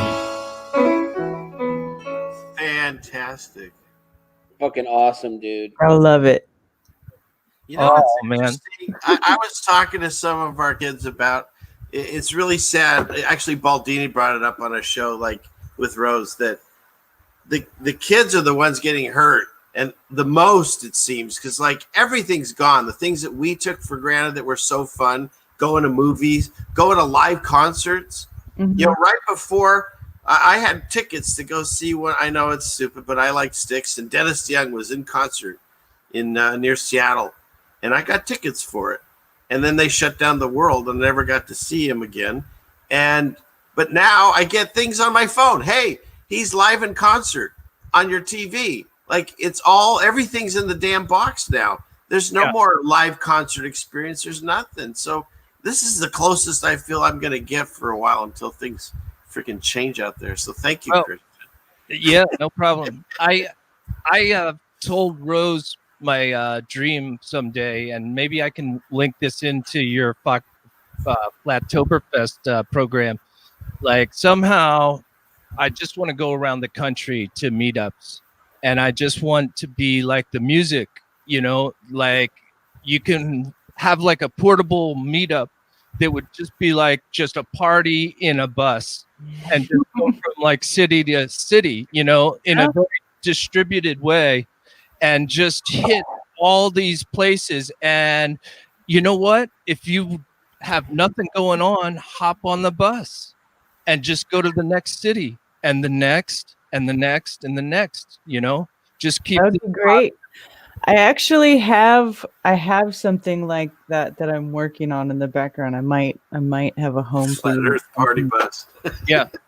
Fuck yeah, man. What's better than a flat Earth party bus? Like seriously, like what would be better than a flat Earth party bus? Well, I have That's what I'm talking about. Flattoberfest, and everybody was talking about doing it in all these different places, and I was like, what if we had flat Earth festivals, like traveling flat Earth festivals? Right.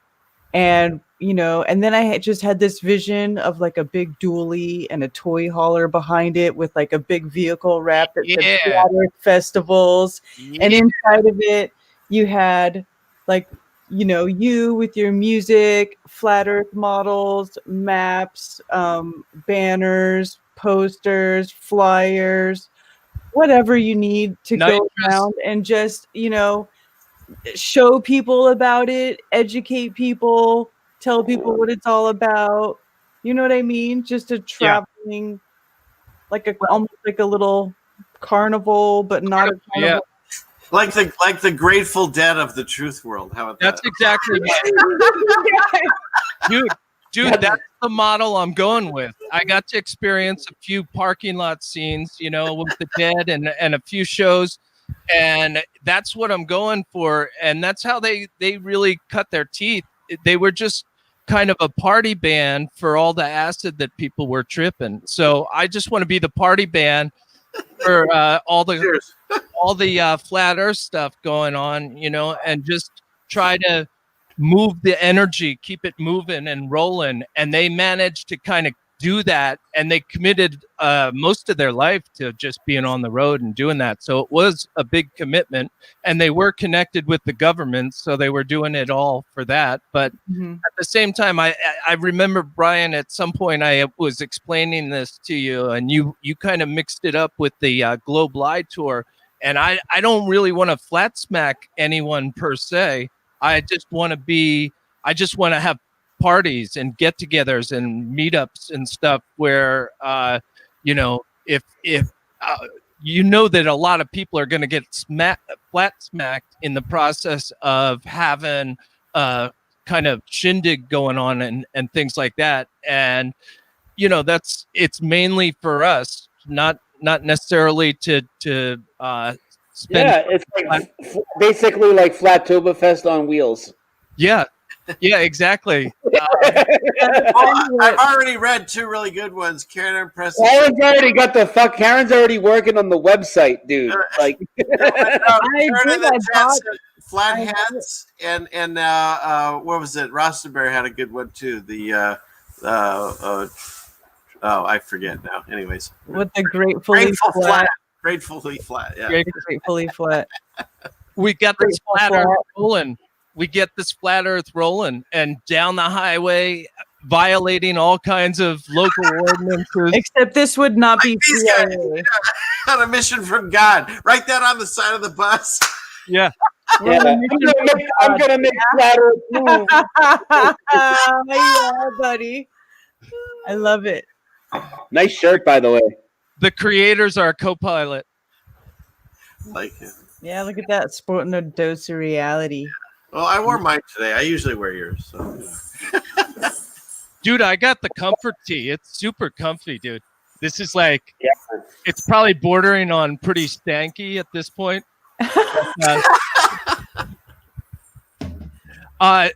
Karen, I was gonna say, maybe it was to you, Ceiling Fan. The thing I'm doing with my kids is I'm really getting them a little bit riled up, as far as like, look what they freaking took from you. And I throw out things like, oh, when I was growing up, we could do this and this and this and this and this, you know, and I'm really sorry that these opportunities like I had it growing up in America are just not present at this time, you know, and it really does suck to think about how impacted with the friends and the lack of sporting stuff that they used to do, and just, you know, it's they pretty much made Massachusetts a mess, you know. It really is. It's not much fun with all of the upheaval, not just amongst the programs, but with the friends and everything that are all just in a funk because the parents are trying to protect them and making sure when we go code red that they've got the kids, you know, at home all the time. And they've got us on this coding system. And if we're here for 3 weeks or something at code red, they're going to shut down basically everything. No one's allowed out. You know, this is like Australia kind of stuff. This is fucking completely ridiculous, dude. It's been going on all year. Like, what the fuck, man? Over nothing. I actually know people near in the area that they have social distance parties for their kids now. So like they have to live in their each individual tent on the lawn and see how long they can go without interact. I mean, it's like it's insane. It's insane. They're conditioning the new generation of kids that this is normal. Even if you're not putting a mask on your kid, they're looking up to mom and dad and they're all wearing masks. It's conditioning and it drives me crazy and it hurts my heart. And my kids, I mean, they're all in their 20s and stuff. And they're like you said, it's getting ruined. No concerts, no this, that, the other. You can't go to parks. It's maddening. And it's not even about us. I mean, it drives us crazy, but it's about the next generation that, like you say, and my heart goes out to both of you for younger kids, or all of you that have younger kids, or anyone. Oh, can you hear me? Oh, sorry. I drove into Home Depot, and I do a fair amount of curbside pickup of things. You know, like I don't even. A lot of stuff I don't even want to go in and face the crowds, and I'm honestly okay with ordering a lot of stuff online and just like driving by and having them. But I tell the kids in the car, I'm like, roll down the window. We come pulling into the curbside with the windows down, no masks on. We're all breathing and everything like that, and I'm like, you know, you feel that? That's just like normal air, and we're sitting here having fun while we're getting our products delivered to us and stuff. Like, for me, that's the new normal, is that like basically shopping and going into stores is no longer fun. And I used to, I guess, moderately enjoy going through and browsing different places like Home Depot and stuff, but now I just don't even want to do it. And I've gone into a number of places just, you know, without a mask, and I have gotten away every single time with no problem. I get some funny looks and stuff like that, but I just want them to know this is not the new normal. This is the new fucked up shit, you know, and that they should expect more from their government and their world around them and stuff like that. I definitely don't accept the new normal. No, don't accept it. Yeah. But thank you, all of you, for whoever's standing up for your children that you can. I mean, I understand there's situations, marriages break up and stuff, and it's hard. But anybody that has control of their children, thank God that you guys are standing up for them. I took my children out of public school and I started homeschooling them, and it is the best thing I ever did. Yeah, that's amazing. It really is a gift. If you can do it, just do it. Yeah. But in some ways, this thing is a gift on some levels because people are spending much more time with their families that they never did. People are getting their kids out of those horrible schools that they had them in. So there are blessings. You just have to look really hard, but they're in there. So, yeah. And honestly, if you think about it, all of these school programs are eventually going to be, I think, be defunded because they won't have the population and the number of schools to justify a huge budget within the town. So in a roundabout way, our prayers may have been answered that, like, we got to put an end to this public brainwashing that they call schools, you know? But see, and then that's the snowball effect too, because I have teachers in my family currently, and when the schools go away, they're all out of jobs too. So it's just this snowballing of collapse. Because honestly, a lot of the classes that I've seen, they're phoning it in. I mean, there's not much you can do over the internet. Like even taking a test, you know, they can be on there looking things up. So they're all kind of open book things. And yeah, it's changing. Everything's changing. Rethink. I'll tell you right now, if you want to, what I would suggest is like maybe go to Peggy Hall's website and look at her Freedom Learning program, because it's at least that's what I started doing with my children, and I love it. It's great. It's just basically where you incorporate everyday life into the learning, and you tell them about everyday things that you're doing, what's involved in that, like making a recipe, the math in the recipe, the chemistry of the ingredients working together, buying the ingredient, you know, real life stuff, teaching your children along with real life experience. Yeah. And so this is the type of stuff that I started doing, and you can incorporate different things if you want to do in there. I mean, there's tons of websites with free worksheets, or you can, you know, get a membership to a website and get, you know, unlimited worksheets that you can edit and change yourself, which I end up doing because a lot of these worksheets have some bullshit mixed up in them. Yeah. And so it's like, you know, I end up kind of making up, you know, I'm just kind of making it up as I go on along, and it sounds bad, but it really, that's what's wrong with that? There's nothing wrong with that. Your children are learning in real life, and some of it is a review for me, some of it's not. And they learn both ways. You know, they learn mainstream stuff. Like I'll show them certain things and I'll be like, okay, blah, blah, blah. And then they'll say, well, the mainstream explanation is this, this, and that. And I'm like, well, I think it's because this, and that, because of this X, Y, Z. And then you get to talk about it. And they go, oh yeah, well, that makes sense. You know, you're never gonna, you know, regret spending that time with your children and seeing their imaginations grow, their curiosity grow. They keep, you know, they open up. So that's awesome. You know, it's really cool because I've got my kids kind of look at me and they'll say, hey Dad, is that true? You know, they'll actually read something in school and they'll be like, hey, is this true? And so today they're reading nonfiction books, right? And the one that my son has in his hands is George Washington, right? And the very first sentence is, George Washington was the first president of the United States. And so he reads that sentence and he turns to me and he goes, Dad, is that true?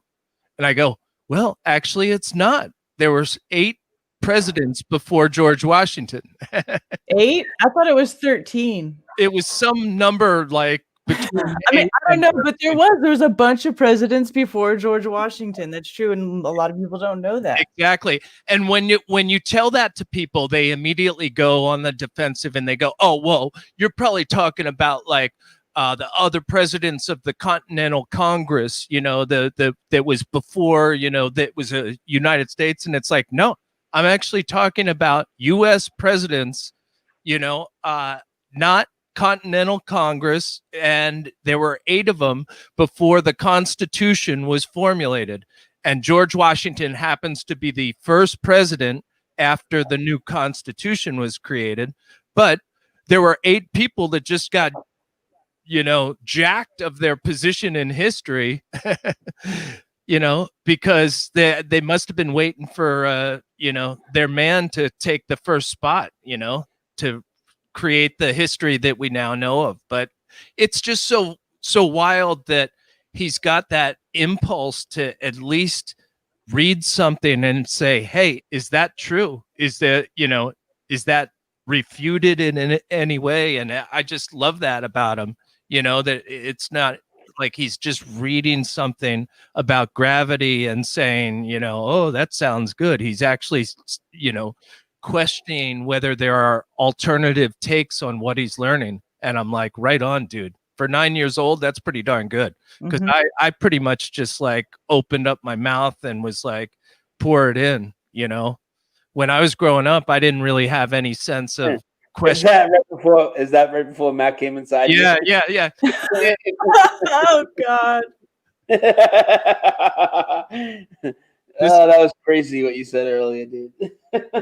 I do not want to hear that. I don't want to hear Mac come out and hear these things that I said about him, because he might freak out. It's too late. But I do feel his spirit, and I feel energized by his fight, because I think he's a guy that we know, and it could be the case that he is the first Canadian to be prosecuted. I don't know this for a fact, but it could be that he's the first Canadian to actually be imprisoned over this Quarantine Act. And if that's a case, he's got the ability to really blow this wide open. And Typhoid Mac. yeah, and bring a lot of people. There's a lot of people that are coming to truth and flat Earth through COVID, which is amazing. They're realizing that it's a hoax, and then all of a sudden they get hit with like some flat Earth thing, and they've already opened their mind up to COVID being a hoax. And it's like, oh man, how did I not so I think this is another blessing in disguise, that COVID not only is waking a ton of people up, but it's also enabling us to physically see who our comrades are in terms of not accepting this stuff. You walk down, you see a whole bunch of people not wearing masks, you give them a high five, you give them a hug, and it's like, I'm part of a bunch of groups here in my town, and Steve JMO has got a group that we're trying to recall the governor and reopen Massachusetts, and people are signing up for these things, and then they're going to Steve JMO's videos and they're like, wow, this guy really resonates with me, So I think this COVID thing is going to be their coffin nail. I honestly think they're not going to be able to hold this thing down, and people are going to wake up in big numbers. But that's just my optimism. What do you think about playing us one more song, and then we'll open up the phones with the four of us here? We'll take a few calls. Here's I know if you want to call in. I see the chat guys, but we're going to get a song in first, and then we're going to open the phones.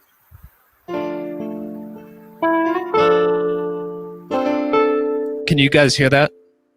Yes, we can. Yep. All right. Let me give you some sound. We're the fucking best, baby. We're the fucking best, baby. Awesome. Fucking best.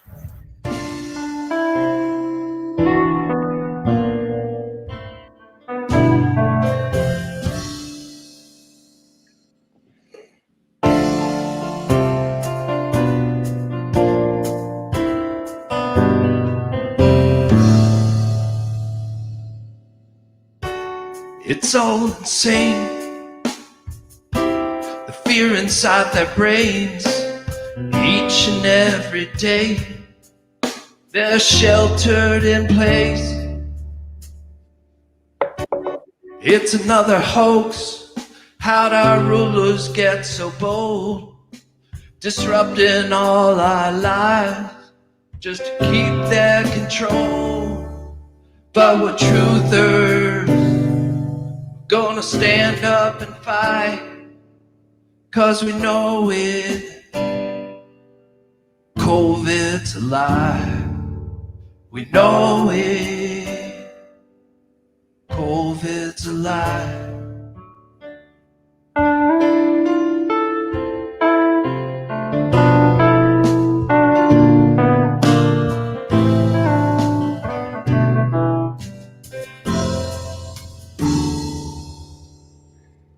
Look at all the sheep with the masks and in a daze, walking right off a cliff. We're gonna go our separate ways.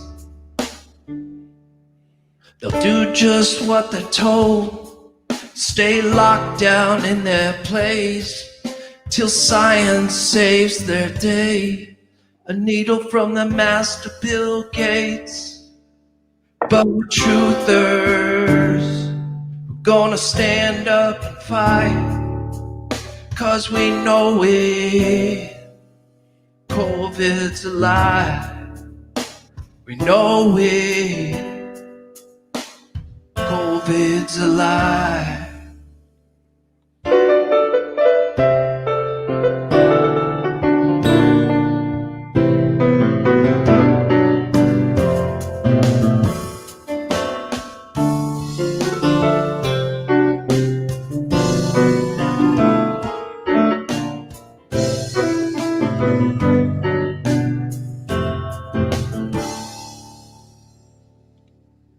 And we walk the pandemic streets with cameras in our hands.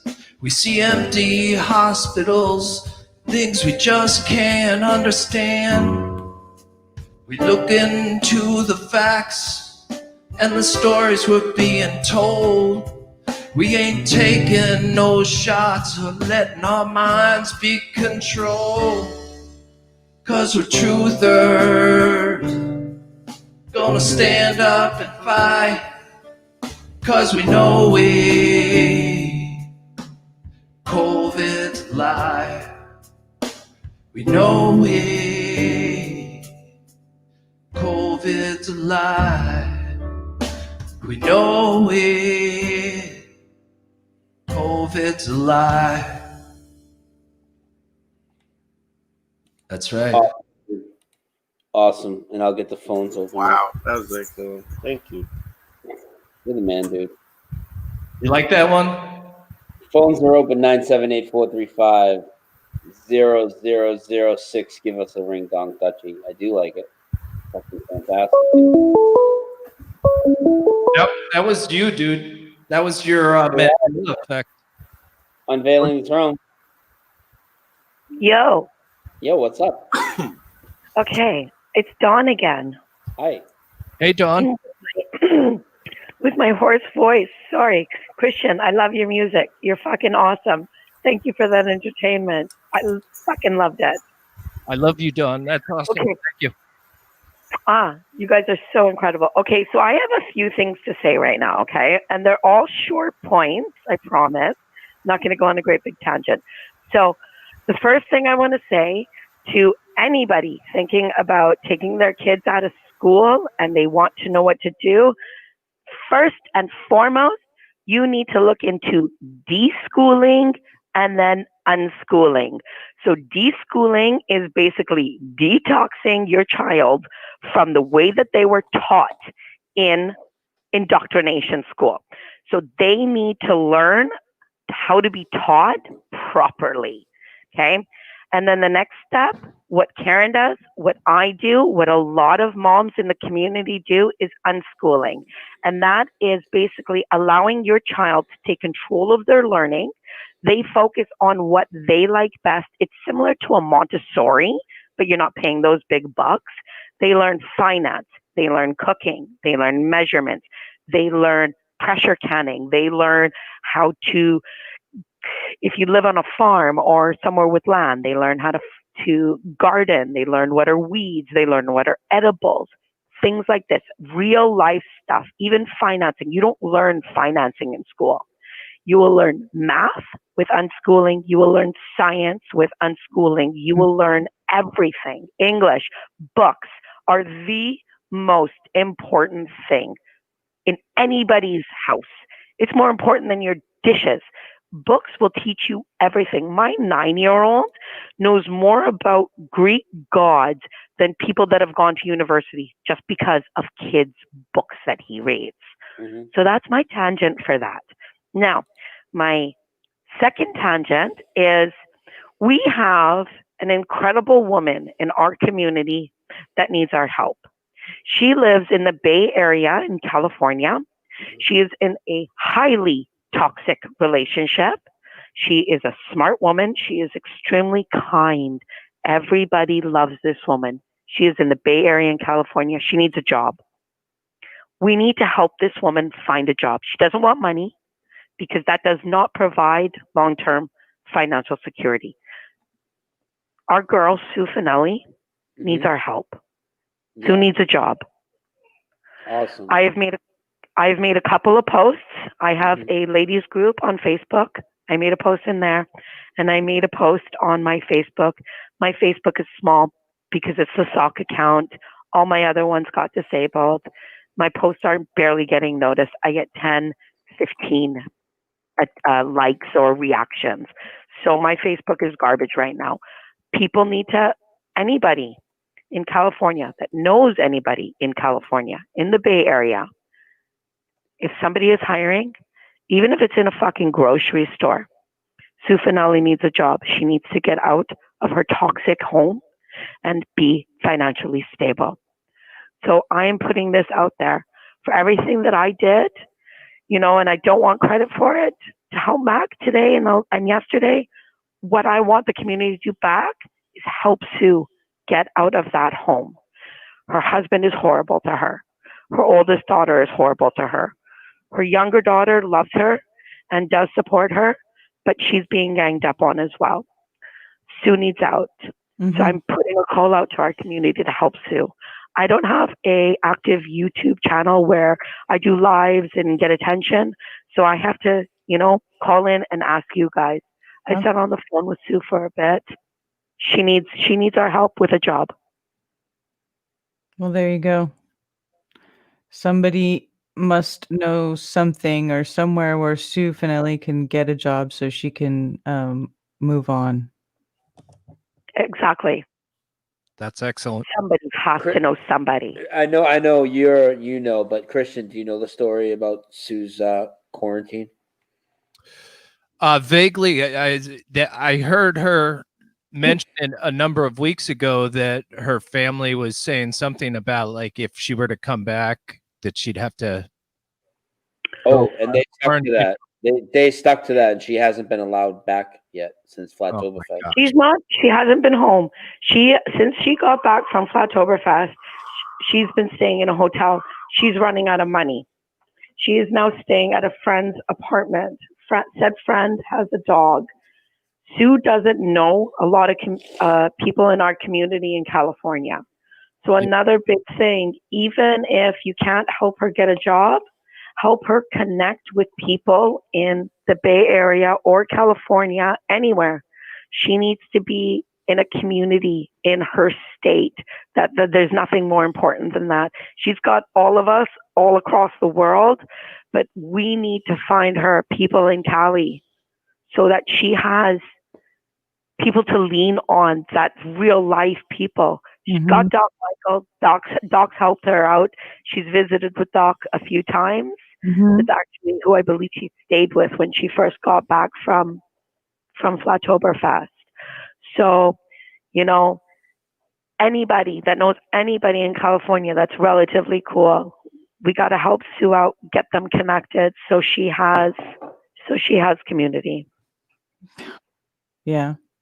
You know, that area is so fucked up right now, and it is a dismal place. I've got friends, and we moved from the Bay Area to Massachusetts, right behind California as far as fucked up. But you know, it's a crazy place, the Bay Area right now, and they're the home of like the double and triple maskers, and you know, maybe let me ask you this, Dawn, does it make sense for her to just up and get out of that place and just like go to Christian, I really don't think she would. She's a good mom, right? Her daughters are in their 20s, so they are independent, but they are still living at home. So I don't know. As a mother, even if my children were treating me like crap, I don't know if I would want to move that far away from them. But at the same time, it's really difficult. I think maybe the youngest one would go with her, maybe, but I'm only speaking, from me, if it was me. But that's messed up. It's crazy that she went from like such an awesome experience at Flattoberfest and then the complete opposite buzzkill. Don't forget, she's a hero. She's a fucking hero. She is a fucking hero. She didn't wear a fucking mask on any of the damn planes. She pulled her shit. She pulled her weight. She did better than most men I know. Yep. So that woman. This is why I'm making this phone call, right? Sue. That video that Brian had us do left me speechless. That video was amazing. Yeah. Yeah. She's an incredible woman. She is so kind. If you talk to her, she sounds. And I told her this earlier, I don't mean to say this as an insult, but she sounds like a child when she speaks because her voice is so innocent. It's not that it sounds like a child, but the innocence and the kindness emulating from this woman's voice is unreal. It's unreal. There is no reason why this woman, this kind, beautiful woman, should be going through what she's going through right now. It's not right. It's not fair. If I had the money or if I was in the U.S., I would be doing anything I could to help her.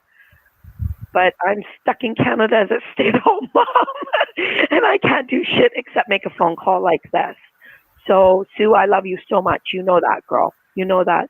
And we will do anything to help you. She's an amazing woman. I just have started to meet her just recently. And the fact that she flew cross country or however many miles that is, no mask, as like you say, as very kind of quiet as she is, she was like a monster in that airport. She was a huge presence. And then to do all of that with the only comfort, the only community that she has that actually holds her up is this online community. Most of the people she's never even met. That's an amazing woman. Right. I do nothing compared to what she did. Yeah, she's got two.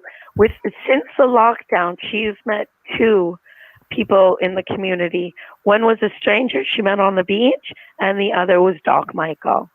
So, there are blessings that come with the worst occurrences, such as a COVID lockdown and all this fake shit that's going on, right? So she's met two people because of this. Had this not happened, she may have never met those people. So, if COVID never happened, I might have never flown to Steffi's house. Exactly. Yeah. Exactly. A lot of things would have never happened. In Vancouver, we've had a few more meetups at the end of summer, fall, because we want to be around more like-minded people and, strengthen our community. I've made so many more friends in the last 6 months locally than I have being a truther for the past 5, 6, 7 years or whatever, right?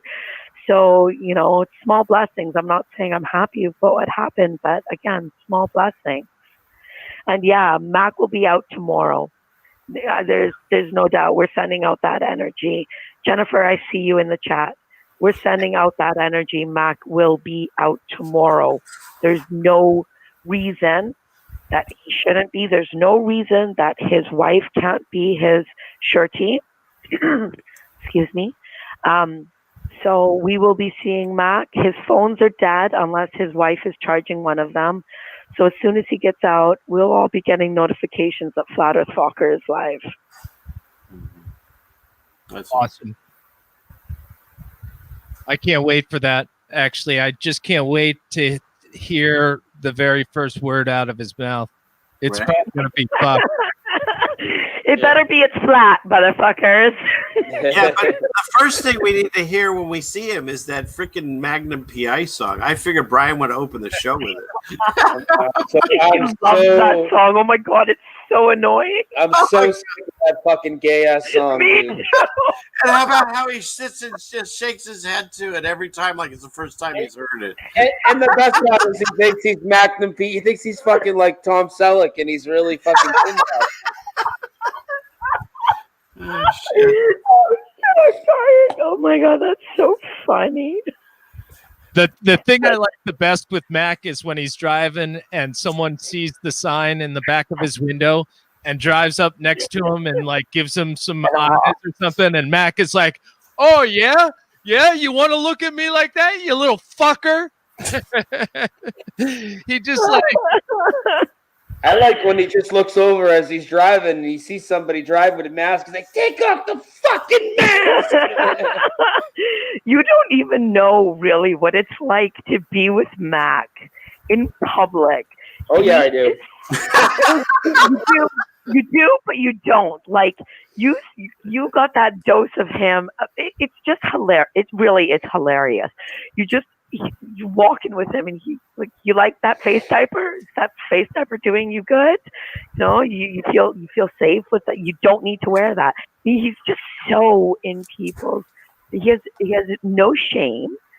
He has no scruples. He does not hold back, and it's so enlightening, you know, just being around someone like that just doesn't hold back. Like when he was on the streets of Skid Row there in British Columbia, and he was flat smacking the people that were like lying on the beach, on the street, with the bullhorn. You know, Vancouver, on Hastings.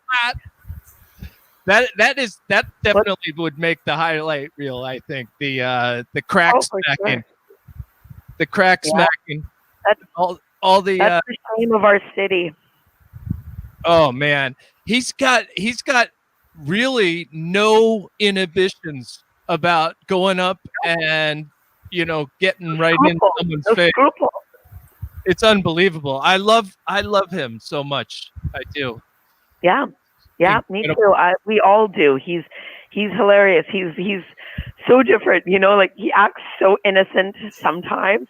So I was bugging him at Oktoberfest. There was a girl that seemed to fancy him. So I was making fun of him in the chat, and a few of us, if anybody else remembers, were making fun of him as well. And then he called me on his way home. He was with, I believe, Brian, Ted, and David Weiss. Maybe Brian wasn't there. Yeah, no, Ted wasn't there. Yeah, it was Brian and David. Yeah. And Jay Zimmer was on the phone, and we were laughing about how, Mac was going home with Brian and David. Oh my God, it was just so funny. Oh, well, there's not even anything to joke about because he really blew me when we got back in. Oh my God. I posted. I should have left before the next morning. Karen made a post the next morning, and I commented somewhere saying something like, "I hope Mac, Brian, and David didn't keep you guys up all night." Oh God! Giving you the dose of Focker. So wait, this is like a uplifting thing he's supposed to watch when he gets out of jail. I love it. Exactly. Yeah. Oh God! Yeah, he'll love that. That's all right. What do you go? You guys saw that a bunch of his videos have been deleted, eh?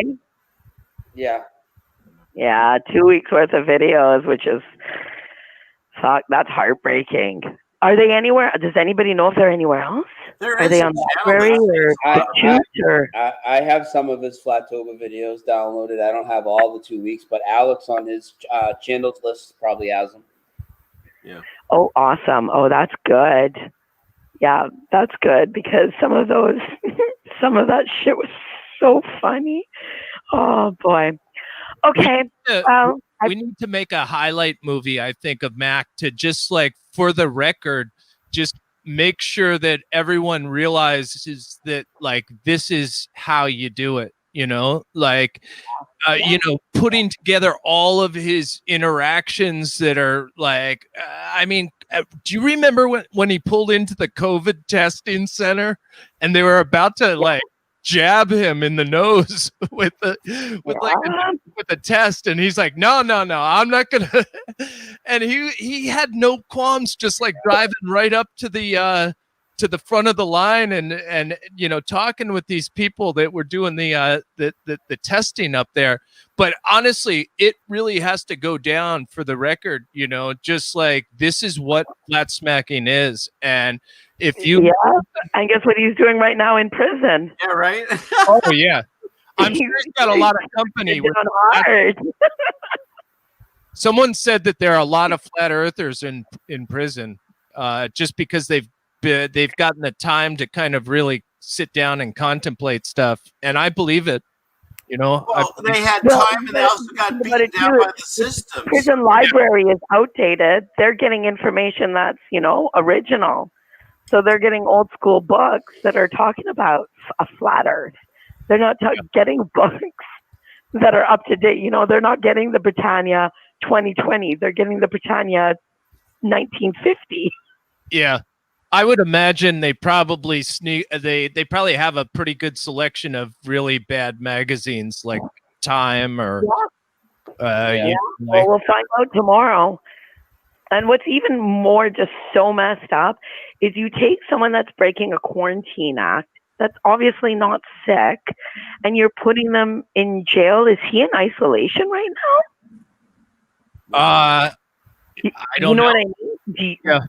Do you think he's in isolation or is he in general pub? Probably general, because they know they don't give a fuck. Exactly, because they know it's fucking fake. Yeah. Yep. Right? Yep. So they're just causing him a completely fake problem. Yep. What if he goes in there and no one's wearing a mask and he's like, wow, you guys all get it, right? And he's like, oh yeah, we get it, And oh my God, that would be, oh my gosh. Someone needs to remember to ask him that. Somebody was saying how they're releasing wearing masks. Are they all these prisoners? Well, somebody was saying how they're part of their uniform now? So they're all forced to wear masks? Oh man. No, I bet you no one wears a mask in prison.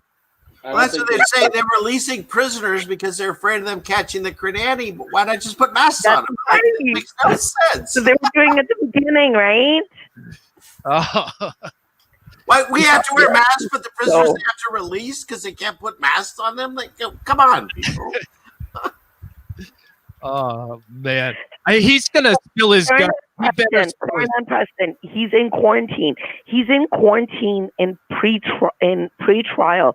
So that means he's in a jail. He's in jail right now. I was just seeing a comment in the chat. Yeah, he's in jail. So like he's not like he's quarantined in a hospital or in some little FEMA camp cell or something like that. He's in jail. Yeah. He's in pre-trial. So, like he's more than likely being released into general public. He's not. Yeah. We gotta get him fired up, whether it's with a lawyer or no lawyer. We gotta get him fired up if he's got this trial date to go on in there and really stand his ground, because I honestly think the system's going to be rattled. They picked the wrong fucker to mess with. Oh, you got that right, 100%, Christian Knapp. You have no clue.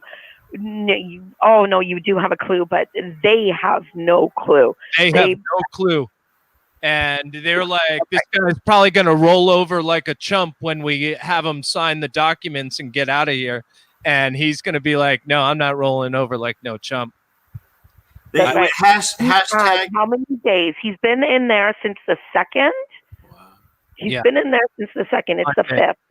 This man's not a stupid man, and he's got a really great friend who they both been studying Canadian law and stuff. So they're getting pretty well versed on how to defend themselves if need be. So they have everything documented. There's a lot of videos. So it's going to be interesting to see how this all unfolds. I'll be there on the 16th. So I'll do what I can to record anything and share it with Brian or Karen or whomever so that they can stream it. I'm sure a lot of people will be recording if we can. Maybe I'll figure out a way. I'm not going to say this online publicly. So anyways, yeah. All right. I'm going to take out now. I love you guys. Again, please remember the point of my call. People need to help Sue Finelli find a job and connections in California. Help Sue. Okay? Awesome. I love you guys. Sounds good, Don. All right, good night. Good night. Ceiling fan, you said hashtag what? Oh, sorry. I felt bad. I was stepping on it. I didn't mean to. They fucked with the wrong fucker. Yeah. I think other people have said stuff. You picked the wrong fucker. The wrong fucker. I like it. Someone said that in the chat too. Yeah, it's gonna be incredible. I hope he spills his guts. I hope he tells us everything that happened in there and all the people he interfaced with, and I bet you they're probably all scratching their head like maybe this Earth is flat. You know, like, that'd be awesome. You know, like I could just see the bailiff. You know, like just judge. This guy's got a point. Oh, God. All right, next call, 978-435-0006. And thank you, Don, for everything you're doing. It's so amazing. Thank you. Yeah. Christian, do you have one more? You got one more song in you for the night, or what? Can you do one more? I did write a little something for Mac. All right, well, let me shut the phones then. We need to hear that now. So I'm going to shut the world premiere. Christian's going to play a song for us. I'll throw him up on the big screen. Or Earth premiere. Sorry, Earth premiere. I haven't been able to put too much time into this, so it might be a little bit choppy. But that's a nice shirt. That's a nice shirt. I designed it myself. I love it, dude. Thanks. It makes my my titties stand out. Oh my God! Okay, I'm going mute. See you. Ceiling fan man gets really, he really can't take a little adult. Oh, whatever, right? It's fucking. His parents play HBO. He goes and hides under the fucking Afghan. It really does feel awesome, dude. Just like the cut and the material is really nice and soft. Love it. I have a hoodie, and yes, I wear it all the time. All right.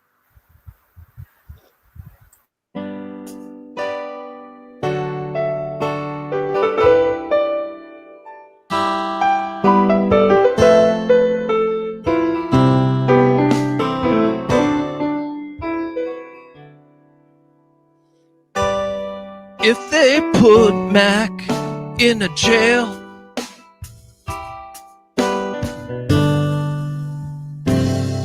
would you... Wait, let me start over. Okay. If they put Mac in a jail,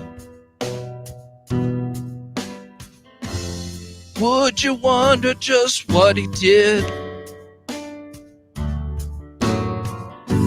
He stuck up for his right to live and breathe, and didn't comply with some government shit.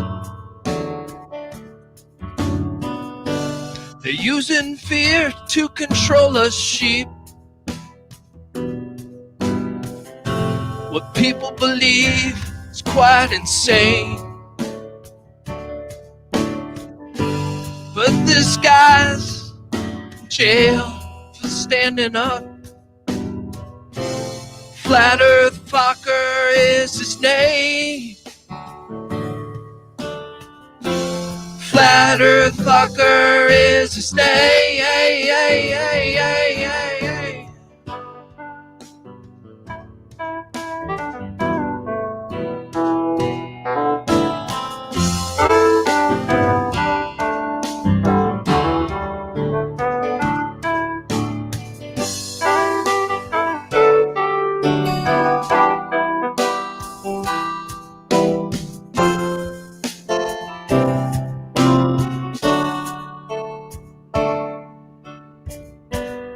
He's the face of resistance. Mak is fighting for you and me. Sacrificing everything he's got to fight the unjust authority. It's easy to see right through this COVID hoax, but they want to make an example of him. But Mak will do just whatever he needs to do. Make sure these bastards never win. And these bastards will never win. Oh, these bastards will never win. These bastards will never win. Mak, we love you. That's Fucking beautiful. awesome, dude. You're the man, dude. You like There's so much talent in this community. This is I do want to start to wind it down because I am getting tired. So, Sailing fan, man, anything you want to say before we get out of here? I would just encourage everyone to reach out to people, and you can find them right now because they're barefaced. Yep. And they think like you. And maybe not on everything, but look for them. They're in your community. And if you have no one, I mean, we talked about Sue. She has no one right around her. But she's reaching out and she's finding people. They might not be right next to her, but they're getting closer. And we've done it. We found at least 2 or 3 people we'd never met before in our nearby community. And we're growing. We're growing stronger every day just around us because this beautiful, wonderful virtual community is amazing. But if they shut down the power, it's all gone. And I feel bad for the people that are alone. So keep looking, keep reaching out, looking for people that might think like you. Store food, grow food, get prepared. I was looking for them before the show. They had executive orders and stuff. Was it like a year or so ago where the president, I think it was FEMA or one of the other companies said, you should be prepared for like 6 months to several years without power. So they keep programming it. So are you prepared for a long-term no power? Get prepared, start working on it. And lastly, put your trust in God because he's there for you. Just ask to see if he's there and he'll be there. So I love you. Thanks for having me. Christian Knapp, you're a legend. Incredible. And both dude, I love you. And I love the passion you put into the stuff that you do and just your approach and your mindfulness and your temperament, you know, is just so awesome. And Brian and Karen, like honestly, I missed you so much. The fact that I wasn't at Flattoberfest, I was watching everything and I just was, you know, it just looks so awesome. I was with you in spirit and you guys did such a great job. The speakers were amazing. I just couldn't believe how well that went off. I really liked everything, all the speakers. It was great to see Mike. It was great to see James True. Just some I mean, just seeing you guys walk around and take the group picture while everyone's just coming in and giving hugs and everything like that. It just felt like I worked the door, so I got to give everybody a hug when they first got there. I got to see that's everybody. awesome. And I felt like so much warmth just like coming out of the live streams and stuff like that. So you guys did an awesome job and keep it up. You know, it just I can't wait to join it someday and maybe help take it on the road with the Grateful Flat or whatever we were talking about before, you know, and just take the truth music on the road and help provide a space for more and more of those get-togethers to happen every night. Like I would meet a different group every night in a different city if I could, you know, and just because every single person you meet in this community feels like you've known them for like 20 years, you know, like all your life. You just feel like there's such a kindred spirit. So I love you guys, and jumping behind Mac, who got imprisoned, and just like pushing to get him out and to see what's going on, and formulating a plan to defend him and everything like that is just so heartwarming to see. So it was great to be here tonight, and I love you guys. Awesome. Karen, you still with us? Yes. You want to say anything before we go? Good night. That's fine. That's all I've got. So, yeah, good night. Thank you, everybody. And what's today? Today was Thursday. So, I don't know. We will see you when we see you. And I'm sure I'll have another video soon. And Karen will be live Tuesday with Mark, and then Thursday with me.